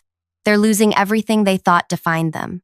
Their social standing, their illusion of financial stability, the story they told themselves about who they are." I nodded, understanding completely. That's exactly what they took from me. My story, my security, my rightful place in the world. The day before the eviction deadline, I received an unexpected email from Phoebe, a rambling message alternating between accusations and pleas. The final paragraph caught my attention. "They kept things from your parents' house. Items they told me were worthless that they were going to throw away. But I saw Mom looking at them sometimes. They're in boxes in the attic labeled kitchen supplies. I thought you should know." 24 hours later, as my aunt and uncle loaded the last of their possessions into a moving truck bound for my uncle's sister's house 3 states away, I arrived with Winston to inspect the property. They avoided eye contact as they handed over the keys, their formerly proud postures now bent with the weight of exposure. The house felt different without their presence, larger, lighter somehow. Winston led me to the attic access in the hallway ceiling. "I'll help you look," he offered. The boxes labeled kitchen supplies were tucked behind holiday decorations and outgrown children's clothes. Inside, wrapped in old towels and newspapers dated from the year my parents died, were the physical remnants of my previous life. Photo albums, my mother's jewelry box, my father's collection of vintage nautical maps, a handmade quilt my grandmother had created for my birth. And at the bottom of the final box, a small jewelry case containing my mother's engagement ring, an unusual design with a blue sapphire surrounded by tiny diamonds. I remembered playing with it as a child, how she'd let me try it on and pretend to be a grown-up. "She wore this every day," I whispered, sliding it onto my finger where it fit perfectly. "They told me all her jewelry was lost in the accident." Winston watched silently as I gathered these treasures, these pieces of my identity they'd hidden away while pretending to be my benefactors. As we carried the boxes downstairs, he finally spoke. "What happens now? To them, I mean." I paused on the landing, considering the question. The legal consequences would unfold regardless of my personal feelings. The fraud investigation had already been filed with authorities. The financial reckoning would come through official channels. But there was something else I could offer. something that would honor my parents' values while acknowledging my own journey. Do you remember what my mother wrote in her letter? That kindness matters more than achievement? Winston nodded. I'm going to establish a foundation in my parents' names for children who've lost parents, to ensure they receive not just financial support but advocacy, someone checking that they're treated with dignity and respect. I continued down the stairs, my mother's ring catching the light from the windows, and I'm going to invite your parents to the launch event. Not because they deserve forgiveness, but because I want them to witness what actual guardianship should look like. Outside, the moving truck had departed. The house, my house now, stood silent, waiting for its next chapter. What about you? Winston asked as we loaded the boxes into my car. What do you want for yourself after all this? I smiled, feeling the weight of my mother's ring, not as a burden but as a connection, a reminder that I'd always been loved, always been provided for, even when that provision had been intercepted. I want what my parents wanted for me, to grow strong, stay curious, and remember that kindness matters. I closed the car door and looked back at the house. And I want to finally stop renting and create a real home. Sign it, intern, she said, her diamond-encrusted watch catching the morning light as she pushed the resignation letter toward me. Camille, the executive vice president and wife of the CEO, looked down at me with a smile that made my insides twist. This can either be simple or complicated. Your choice. I stared at the pristine paper, my reflection distorted in the glass tabletop beneath it. The boardroom felt cavernous around me, 30 floors up with floor-to-ceiling windows displaying the city like a treasure they owned. I'd been escorted here moments ago, no explanation given. Did you really think we wouldn't notice? My direct supervisor, Talia, circled behind me, her voice low and amused. An intern accessing financial projections at midnight? Please, I was finishing the report you assigned. I said, my voice smaller than I intended. Camille laughed, the sound sharp and cutting. The CEO is my husband. You're leaving this company with nothing, intern. She leaned forward, her expensive perfume clouding around me. We built this empire. People like you are replaceable parts. Talia placed both hands on the back of my chair, leaning down to my ear. She's too intimidated to even speak. Look at her. I remained still, feeling the weight of the moment settle around me. 6 months of careful work, of calculated moves and meticulously planned steps, all jeopardized because I'd been spotted in the finance department after hours. If you sign now, we won't press charges for attempted corporate espionage, Camille said, sliding a gold pen toward me. Consider it generosity. Corporate espionage? The words came out breathless. Don't play innocent. Talia moved to stand beside Camille, unified in their attack. We have security footage. You accessing restricted servers, downloading proprietary information. My heart hammered against my ribs. They were bluffing. They had to be. I'd been careful. But the confidence in their postures made doubt creep in. Sign it, now. Camille pushed the paper closer. My throat tightened as I looked between them. I thought of my grandmother's face the day she learned her pension had vanished. I remembered the funeral I could barely afford because the medical bills had drained what little savings she had left. All because of the man whose name graced the building, and the woman now demanding my surrender. May I have some water first? I asked, needing precious seconds to think. Talia sighed dramatically, but gestured to the pitcher on the credenza. Get it yourself. As I stood on shaky legs, Camille's phone buzzed. She glanced at it, then smiled coldly. The security team is ready to escort you out once you sign. I poured water with trembling hands, watching their reflections in the window. They were whispering, Talia nodding eagerly at whatever Camille was saying. Did you need a definition for resign? Talia called out. It means you quit. You walk away. You get nothing. I returned to my seat, taking a small sip. Before I sign, can I ask one question? Make it quick, Camille said, checking her watch. The board meeting tomorrow? Will you announce the overseas factory closure then? Or wait until after the quarterly report? Their expressions shifted instantly. Talia's mouth dropped open slightly, while Camille's eyes narrowed to dangerous slits. "How do you know about that?" Camille hissed. Before I could respond, the boardroom door opened. A security guard stepped in, followed by a woman in an impeccable suit I recognized immediately. "Ms. Navarro," the guard said, "there appears to be some confusion about your status here." Camille stood abruptly. "There's no confusion. She's being terminated for cause." The newcomer, Isabel, my actual contact, smiled politely. "I believe there is confusion. Ms. Navarro isn't who you think she is." The air in the room changed, charged with a new tension. Camille's perfectly manicured hand moved to her phone. "Don't," I said, my voice finding its strength. "You might want to hear this first." Talia moved closer to Camille, uncertain now. "What's happening?" I picked up the pen, but instead of signing, I flipped the resignation letter over and wrote a single sentence on the back. I slid it toward them. Camille read it, her face draining of color. "This is impossible. Check your husband's calendar for tomorrow morning," I said quietly. 9 a.m., meeting with the new majority shareholders. "You're lying," she whispered, but her hand was already moving to her phone again, this time dialing frantically. I stood, gathering my things as the security guard watched, confused by the shifting power dynamics. "This isn't over," Talia warned, but uncertainty had replaced her earlier confidence. As I walked toward the door with Isabel, I paused. "You're right. It's just beginning." Behind us, we heard Camille's desperate voice. "Aiden? Call me back immediately. Something's happening with the company." The elevator doors closed on her panic, and only then did I let out the breath I'd been holding for 6 months. But my momentary triumph evaporated with the message that lit up Isabel's phone. "Transfer blocked.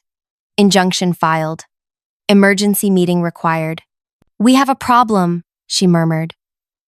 And my stomach dropped as the elevator descended, carrying us away from a victory that suddenly felt very far from certain. Hey, if you're enjoying this story so far, I'd love your support.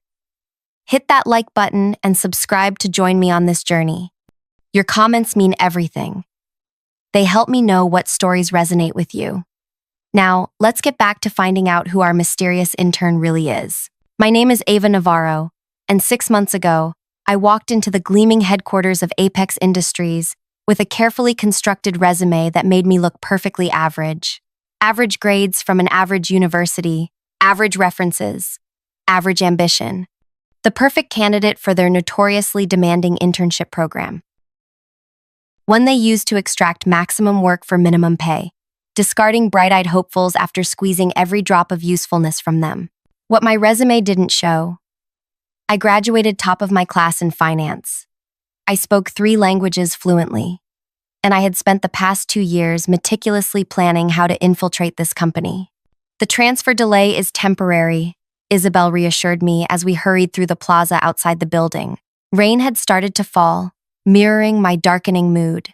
Aiden Blackwood's lawyers filed an emergency injunction claiming stock manipulation. It's nonsense, but it buys them time. "How much time?" I asked, pulling my jacket tighter. 24 hours at most. The judge will throw it out, but they'll use those hours to figure out who I am. I finished. "And why I'm really here." Isabel nodded grimly. "The coalition is meeting in 30 minutes. We need to regroup." The coalition. A group of former Apex employees who had pooled their life savings to buy company shares after Aiden Blackwood had systematically destroyed their lives. People like my grandmother, Esther Navarro, who had worked at Apex's manufacturing plant for 37 years before Blackwood acquired it, stripped its assets, and terminated the pension fund. She died waiting for medical treatments that pension would have covered. While Blackwood's wife Camille posted photos of their yacht on social media. The coalition's plan was simple but ambitious: gain controlling interest in the company and restore what had been stolen. When they discovered they needed someone on the inside, I volunteered. My finance background would help identify where the money had gone. My youth would make me invisible. Just another disposable intern. "How did they catch you?" Isabel asked as we ducked into a small coffee shop 3 blocks away. "I don't know." I wiped rain from my face. "I was careful. I only accessed the financial systems during authorized hours, using Talia's credentials when she left herself logged in. Which happens surprisingly often, Isabel noted, because she's careless. She spends more time flattering Camille than doing actual work. I paused, thinking. Yesterday was different. I found projections for the factory closure. Hundreds more people losing their jobs. I was photographing the documents when the motion sensor lights came on. Someone else was there? I didn't see anyone. I left immediately. The coffee shop door opened, bringing in a gust of wet air and two familiar faces. Bernard, who had been the plant manager before Blackwood fired him after 40 years of service, and Nina, whose accounting expertise had been invaluable to our cause. "We have trouble," Bernard said without preamble, his weathered face grave. "Blackwood's calling in favors with the banking commission. The stock purchase may be frozen indefinitely." My heart sank. "Can he do that?" "He shouldn't be able to," Nina replied. "But he's donated millions to the right campaigns." Isabel tapped her fingers on the table. "We've come too far to lose now. We haven't lost yet," I said, an idea forming. "They think they caught me stealing information. They don't know what information I actually have." Bernard leaned forward. "What exactly did you find?" Evidence of accounting fraud. Camille has been funneling company funds through a network of shell companies. Millions diverted to personal accounts. I pulled out my phone, opening an encrypted app. I have the transaction records, authorization codes that trace back to her personal devices. Nina's eyes widened as she looked at my screen. "This is the smoking gun we needed. But we can't use it if we don't control the company," Isabel pointed out. "We don't need to control the company to expose fraud," I countered. "We just need to make Blackwood believe we're about to expose it." Bernard's expression shifted from despair to cautious hope. "Blackmail? Leverage," I corrected. "The threat of exposure could force him to withdraw the injunction. It's risky," Nina warned. If he calls our bluff? It's not a bluff," I said firmly. "The evidence is real. The fraud is real. People lost their livelihoods, their retirement, their health. Some, like my grandmother, lost their lives because of what they did." Silence fell over our table as the weight of my words sank in. The coffee shop bustled around us, people going about their normal days, unaware of the battle being waged for justice. "We need a backup plan," Isabel finally said. "If the leverage fails, we need another way in." "I might have one," I admitted. "But it's even riskier, and I'd have to go back in there tomorrow." "After they fired you?" Bernard asked incredulously. "They think they fired me. They never actually got my signature." Nina shook her head. "They'll have security looking for you." "Probably," I agreed. "But they also don't know what I look like when I'm not playing the role of the meek intern." Isabel studied me thoughtfully. "What exactly are you proposing?" I leaned in, keeping my voice low. "Tomorrow is the company's quarterly town hall. All employees, all executives, in the main auditorium. If the injunction hasn't been lifted by then, I go in during the meeting." "To do what?" Bernard asked. "To access Aidan Blackwood's private server from his office while everyone's occupied. He keeps his most damaging secrets there, including, I suspect, the real reason the pension fund disappeared." "How would you even get in?"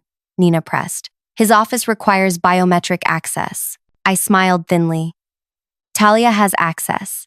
She handles his calendar, his calls, his after-hours arrangements. And Talia has a very predictable habit of leaving her coffee unattended while she reapplies her makeup every morning at 9:15. Isabel's eyes narrowed. "You've been planning this. As a contingency. I never thought we'd need it." Bernard rubbed his chin thoughtfully. "Even if you get in, how long would you need?" 10 minutes, 15 at most. "That's cutting it close," Nina warned. "The town hall typically runs 45 minutes, but Blackwood always speaks last." "Then I'll need to create a distraction," I said. "Something to keep him talking longer." Isabel pulled out her tablet, typing rapidly. "I can help with that. Anonymous questions submitted during the meeting. We can plant several that will force him to address issues he'd rather avoid." "It could work," Bernard conceded. "But Ava, If you're caught, I know the risks. I thought of my grandmother's face the last time I saw her, thin and worn but still determined.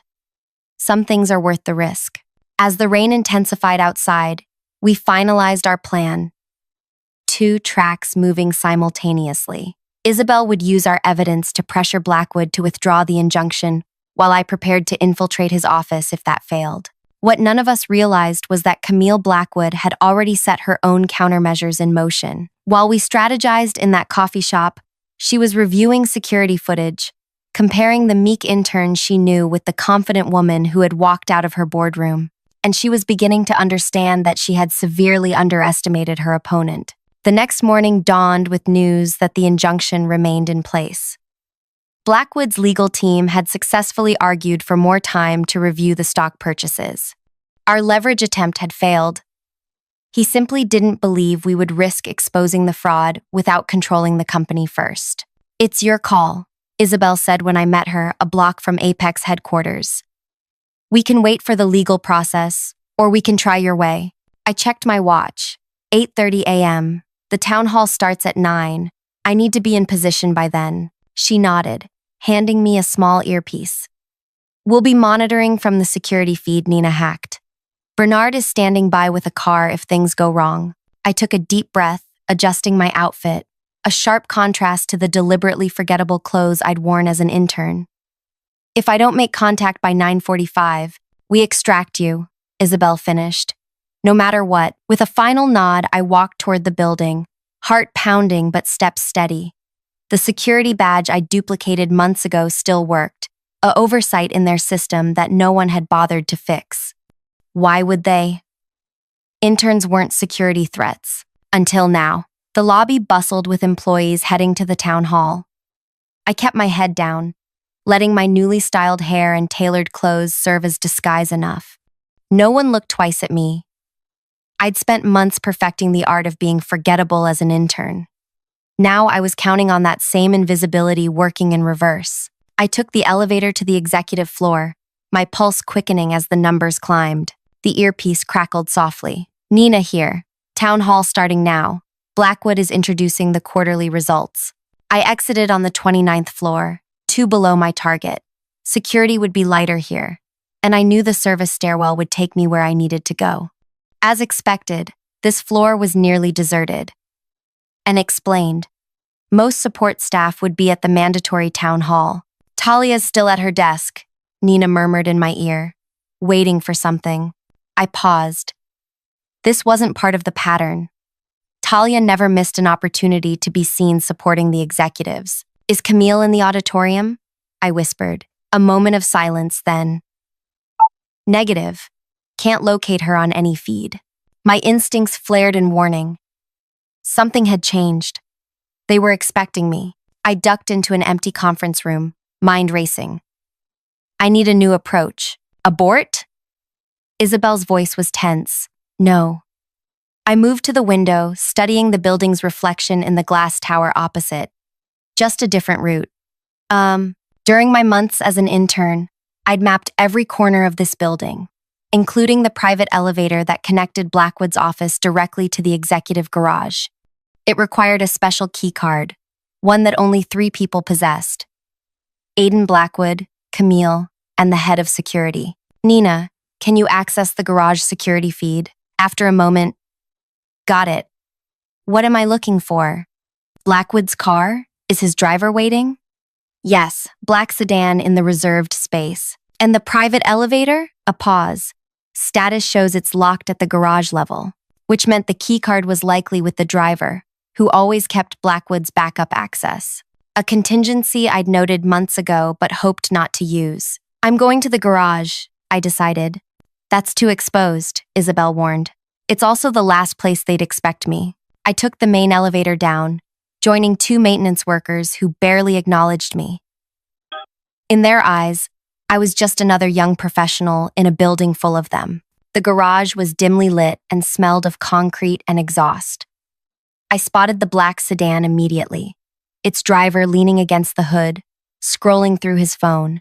The private elevator was 20 yards away, its access panel glowing red. "What's your play?" Nina asked. I didn't answer. instead walking directly toward the driver with purposeful steps. "Excuse me," I called, my voice confident and slightly annoyed. "Mr. Blackwood sent me to retrieve a file from his office. There's an issue with the presentation." The driver looked up, frowning. "Who are you?" "Emily from Media Relations," I said without hesitation. "The graphics in his presentation are wrong. He needs the backup file from his desktop." The driver hesitated. He didn't mention. "He's in the middle of the town hall," I cut in, letting impatience color my tone. "Do you want to interrupt him? Or should I tell him you refuse to help when the Southeast Asia projections displayed incorrectly in front of the entire company?" His expression shifted from suspicion to concern. Like most people who worked for Blackwood, he feared the CEO's notorious temper. "I'm not supposed to let anyone use his elevator." I checked my watch. "Fine. I'll go back up and tell him." "Wait." He reached into his pocket, producing the key card. 5 minutes, in and out. "Thank you." I took the card, maintaining my brisk demeanor. "I'll be quick." As soon as the elevator doors closed behind me, I whispered, "I'm in. Heading up now." "Be careful," Isabel cautioned. "Something still feels wrong." The private elevator opened directly into Blackwood's office suite, a sprawling space with views across the city. I moved quickly to his desk, unlocking his computer with the password I'd watched Talia enter countless times when she thought no one was looking. "How's the town hall?" I asked quietly, navigating through folders. "Blackwood's discussing the new marketing strategy," Nina reported. Still no sign of Camille or Talia. That uneasiness returned, stronger now. Where were they? I found what I was looking for: a hidden directory containing records of transactions between Apex and a series of offshore entities. I inserted the flash drive I'd brought and began copying files. 2 minutes, I murmured, watching the progress bar crawl forward. "Wait!" Nina's voice sharpened. "I've got movement." Security team mobilizing from the lobby. "I've got movement." My heart rate spiked. "Toward the executive floor?" Affirmative. 4 guards, moving fast. The file transfer reached 60%. Too slow. "Abort," Isabel commanded. "Get out now." "Not yet." I needed these files. They were the key to everything. "How long do I have?" "Maybe 2 minutes before they reach you." I glanced at the private elevator. My escape route, then froze. The access light had changed from green to red. Someone had remotely disabled it. "The elevator's locked down," I reported, forcing calm into my voice as the file transfer reached 75%. "Emergency stairs," Nina directed. "East corner. They'll have those covered." I scanned the room, looking for options. 85% complete. "Where's Bernard with the car?" "North entrance, but you'll never make it through the lobby now." The file transfer completed. I pulled the drive free and shut down the computer, erasing all evidence of my access. But I was trapped, 30 floors up with security closing in. That's when I saw it. The private washroom connected to Blackwood's office. Not an escape route, but perhaps a hiding place. I slipped inside just as I heard the main office doors burst open. "Clear," a male voice called out. "No one here." "Check everything," came a second voice, a woman's. "Camille."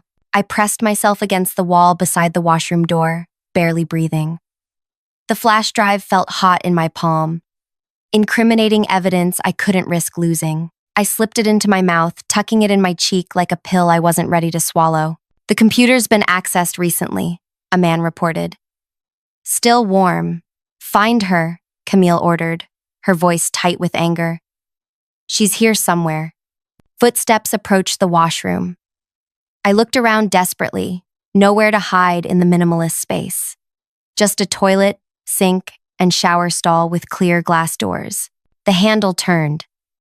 I made a split-second decision and stepped into the shower, turning the water on full blast. As the door opened, I was standing fully clothed under the spray, my back to the room, pretending to wash my hair.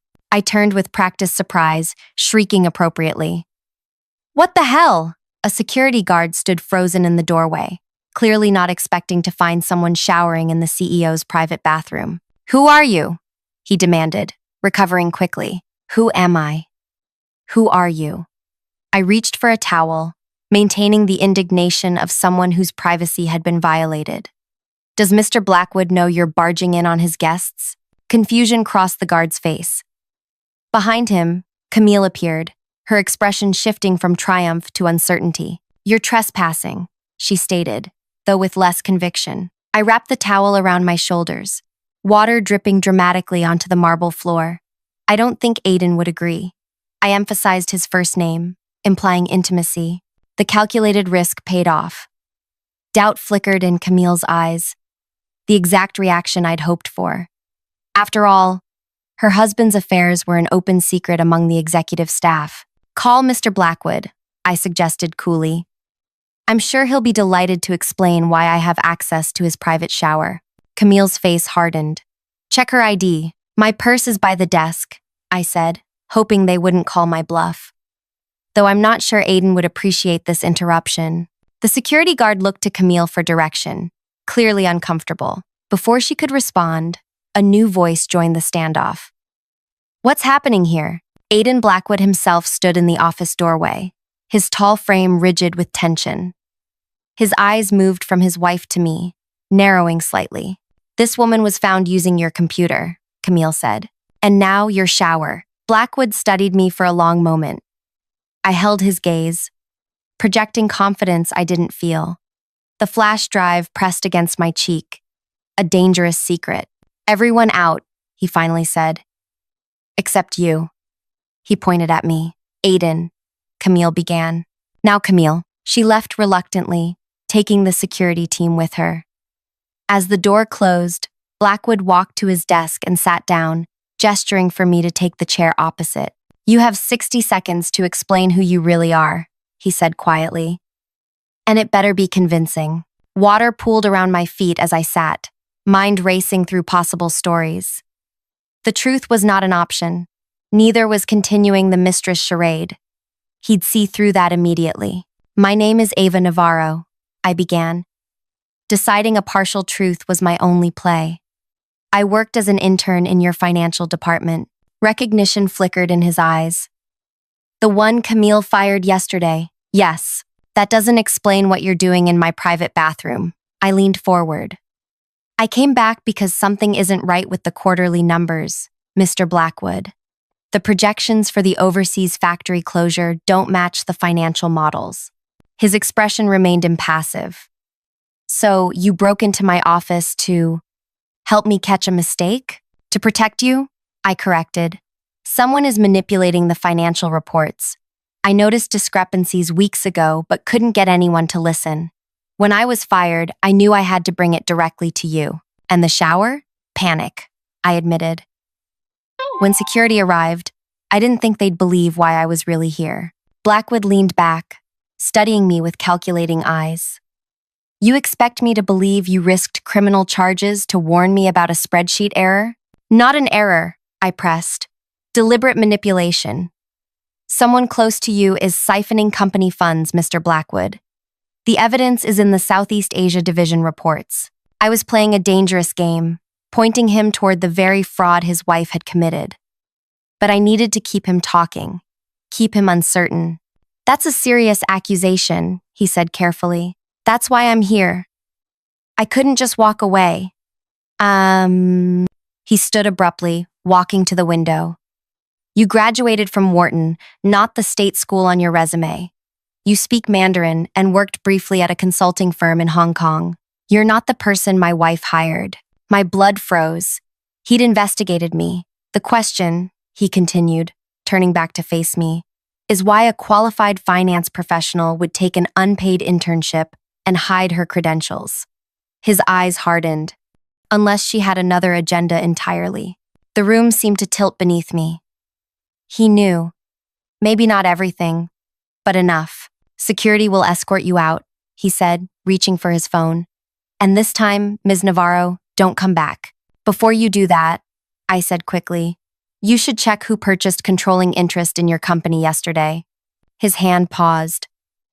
The injunction blocked that transaction. Temporarily, I stood, dropping the pretense. By this time tomorrow, Apex will have new leadership.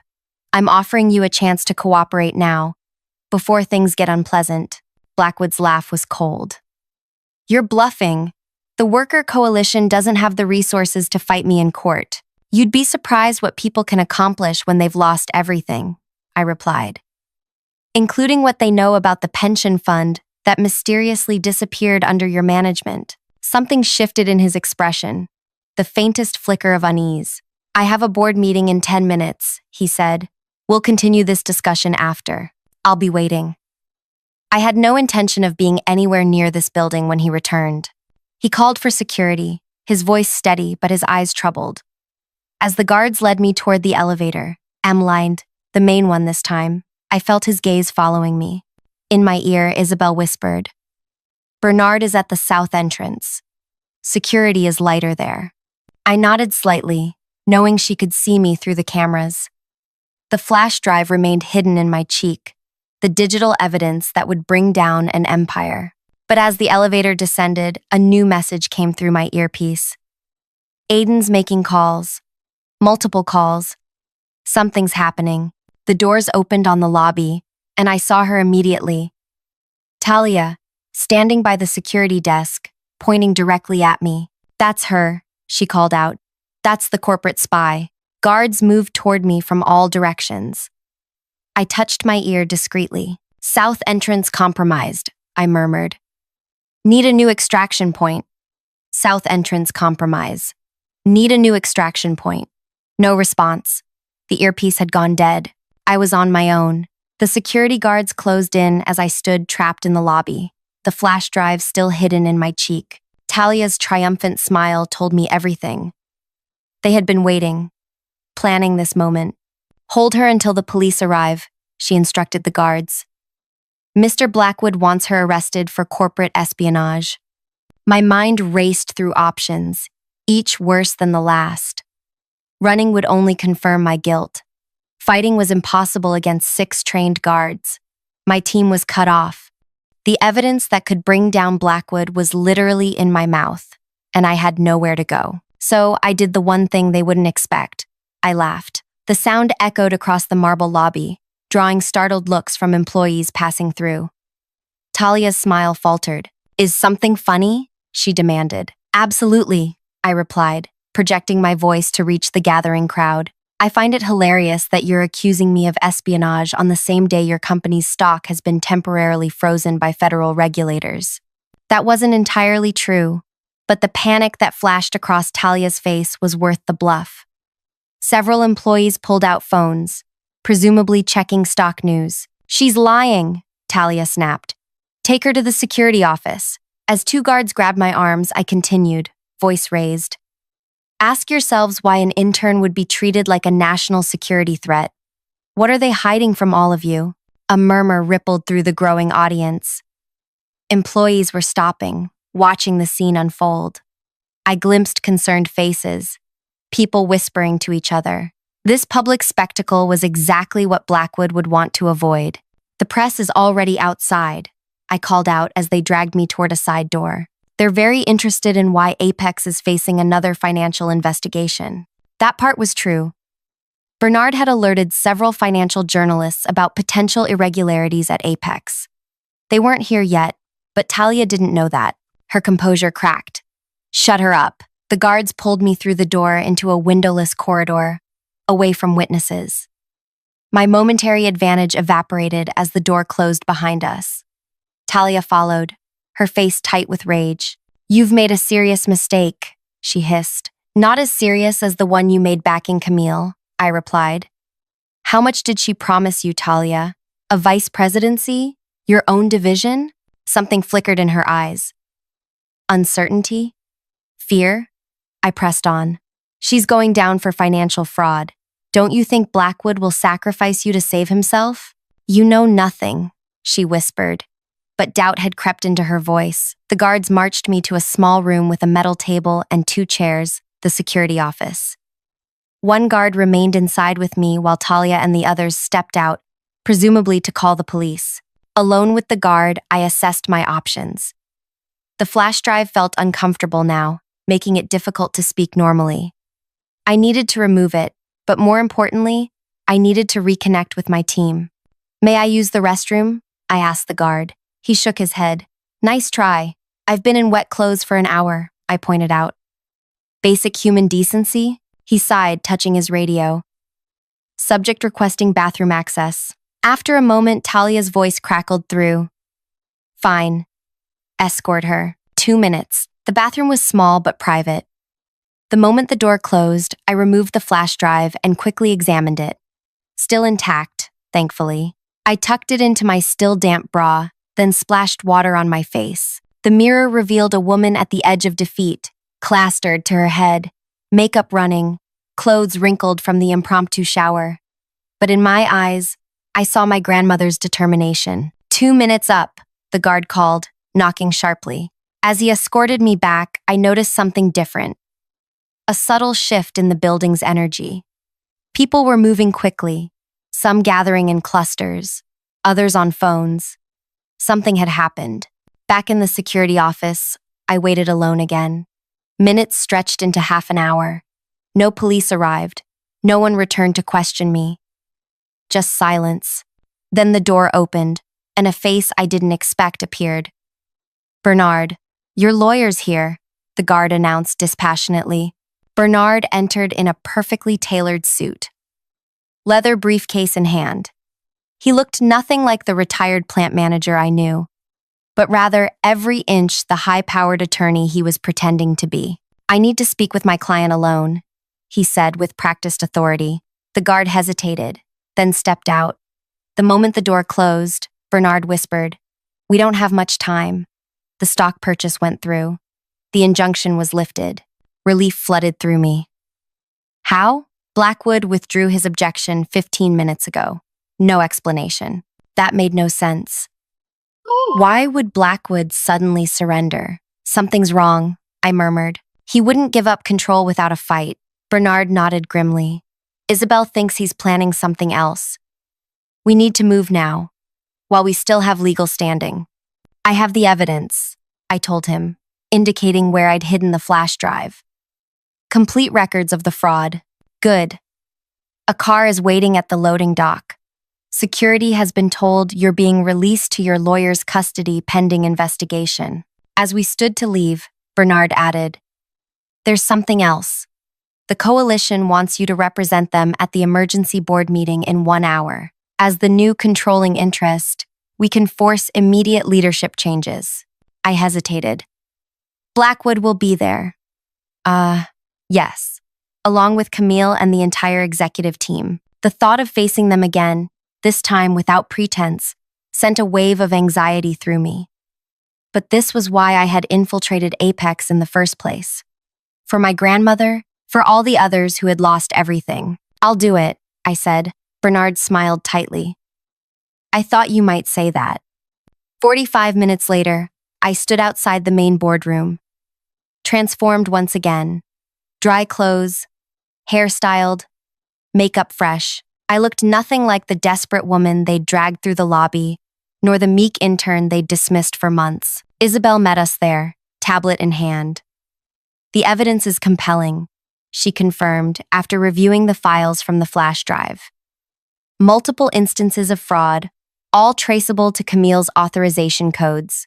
Will it be enough? I asked. More than enough for the authorities, Nina added, joining us. But we don't need criminal charges to take control today. The stock purchase gives us that power already. Yet something still bothered me. Why did Blackwood withdraw his objection to the purchase? What is he planning? No one had an answer. The boardroom doors opened. Inside, the long table was surrounded by the existing board members, with Aidan Blackwood at the head. Camille sat to his right, Talia hovering behind them. All eyes turned to our group as we entered. Miss Navarro? Blackwood acknowledged coolly. I believe you have an announcement to make. His calm demeanor unsettled me. This was a man losing his company. He should be fighting, threatening, anything but this eerie composure. The Worker Recovery Collective now holds 51% of Apex Industries shares, I stated, my voice steady despite my racing heart. As representatives of the majority shareholder, We are exercising our right to restructure leadership, effective immediately. Murmurs circulated among the board members. None seemed surprised. Blackwood had clearly briefed them. Before we proceed, Blackwood said, I believe there's some confusion about the actual ownership status. He nodded to his lawyer, who distributed documents around the table. My stomach clenched as I received my copy. As you can see, Blackwood continued, the shares purchased by your coalition were Class B shares. Voting control remains with the Class A shares, which I still hold. I scanned the document, dread mounting. He was right. The stock structure had changed just days before our purchase, a change buried in legal filings we'd overlooked. Bernard paled beside me. This isn't possible. I assure you it is, Blackwood replied. Corporate restructuring. Perfectly legal. The room spun around me. All our work, the risks, my grandmother's savings. Worthless. We had majority ownership but no control. Camille's smile widened as realization dawned across our faces. Perhaps now we can discuss a reasonable sale of your shares back to the company, she suggested. At a discount, of course, given the circumstances. They had outplayed us, set a trap, and we had walked directly into it. I looked at my team, their devastated expressions reflecting my own feelings. Bernard's years of planning, Nina's financial expertise, Isabel's strategic brilliance, all defeated by a legal maneuver we never saw coming. We should discuss our options privately, Isabel said quietly, gathering her things. As we stood to leave, I caught Talia's smirk. She leaned toward Camille, whispering something that made them both laugh softly. The sound ignited something deep inside me. A refusal to surrender that had driven me from the beginning. Actually, I said, remaining in place, I'd like to present one more item for the board's consideration. Blackwood raised an eyebrow. This meeting is concluded, Ms. Navarro. I think the board will want to hear this, I insisted, nodding to Nina, who connected her tablet to the room's display system. This is inappropriate, Camille objected. What's inappropriate? I replied, my voice gaining strength. Is the systematic fraud that's been committed against this company and its shareholders, including the Worker Recovery Collective. The screen illuminated with financial records. Evidence from Blackwood's private server. These documents show the diversion of over $40 million from company accounts, I explained, advancing through the slides Nina had prepared. Funds that were supposed to support pension obligations were instead transferred through shell companies to private accounts. The board members leaned forward, examining the evidence with growing concern. This is absurd, Camille sputtered. These are fabricated. They came directly from your husband's private server, I cut in. Complete with your digital authorization signatures. They came directly from your husband's private server. Blackwood's composed facade cracked slightly. You stole confidential documents during your unauthorized access this morning. 8. Actually, I said, meeting his gaze directly. I merely located what already belonged to the pensioners you defrauded. I turned to face the entire board. Whether or not we control voting shares, we remain majority owners, and as such, we have standing to bring a shareholder lawsuit against the current management for breach of fiduciary duty. The room fell silent as the implications settled. Additionally, I continued, we've forwarded these documents to the Securities and Exchange Commission, who I'm told are quite interested in speaking with all of you. Blackwood's lawyer whispered urgently in his ear. His face had gone pale. What do you want? He finally asked, all pretense of control abandoned. I want exactly what I came for, I replied. Justice.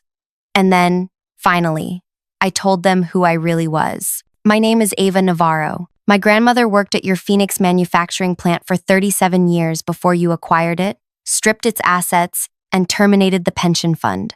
I stepped closer to the table, looking directly at Blackwood. She died waiting for medical treatments that pension would have covered.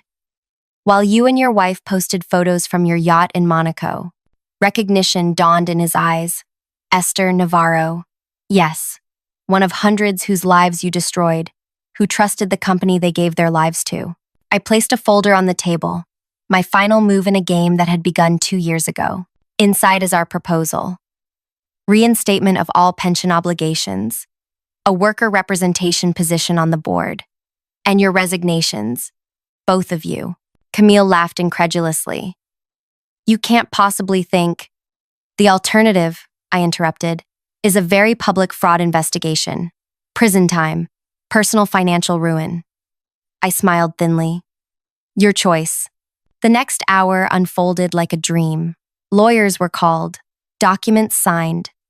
By the time we left the boardroom, Aiden and Camille Blackwood had tendered their resignations, effective immediately.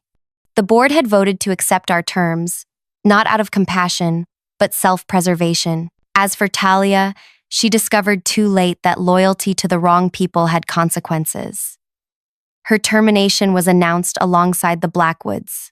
3 days later, I stood at my grandmother's grave, placing fresh flowers against her headstone. The morning news had been dominated by the management restructuring at Apex Industries, along with the announcement of reinstated pension benefits for former employees. We did it, Grandma, I whispered, the spring breeze carrying my words across the quiet cemetery. They thought I was just an intern. They had no idea who I really was. Bernard joined me, his weathered hand resting gently on my shoulder. Esther would be proud. I nodded, throat tight with emotion. What happens now? Now, he said, we rebuild. The right way. That evening, I stood before hundreds of former Apex employees in a community center that had once served as a union hall. Some arrived with oxygen tanks, others with canes. Many brought families, children, and grandchildren who had watched their elders struggle after losing everything. The pension funds will be restored within 90 days, I announced to tearful applause.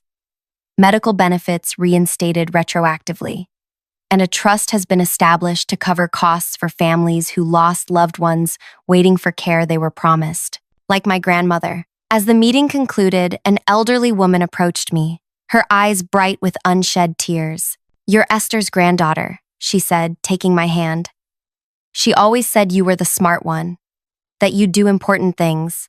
I blinked back tears of my own. I just did what needed to be done. She squeezed my hand. No, dear.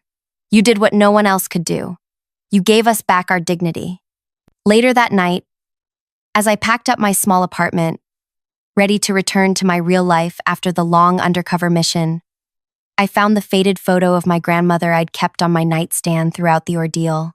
Her smile, captured years before Blackwood entered our lives, radiated the strength that had inspired me. The intern they underestimated, I murmured to her image. That was their mistake. Some would call what I did revenge. I prefer to think of it as restoration, of justice, of dignity, of promises that should never have been broken. If you've made it this far in my story, I hope it reminds you that sometimes the people others underestimate are the ones who change everything. If my journey meant something to you, please hit that like button and subscribe for more stories that matter. Your comments help me know what resonates with you, and I'd love to hear if you've ever been underestimated and how you proved them wrong. Until next time, remember, they never see you coming until it's too late.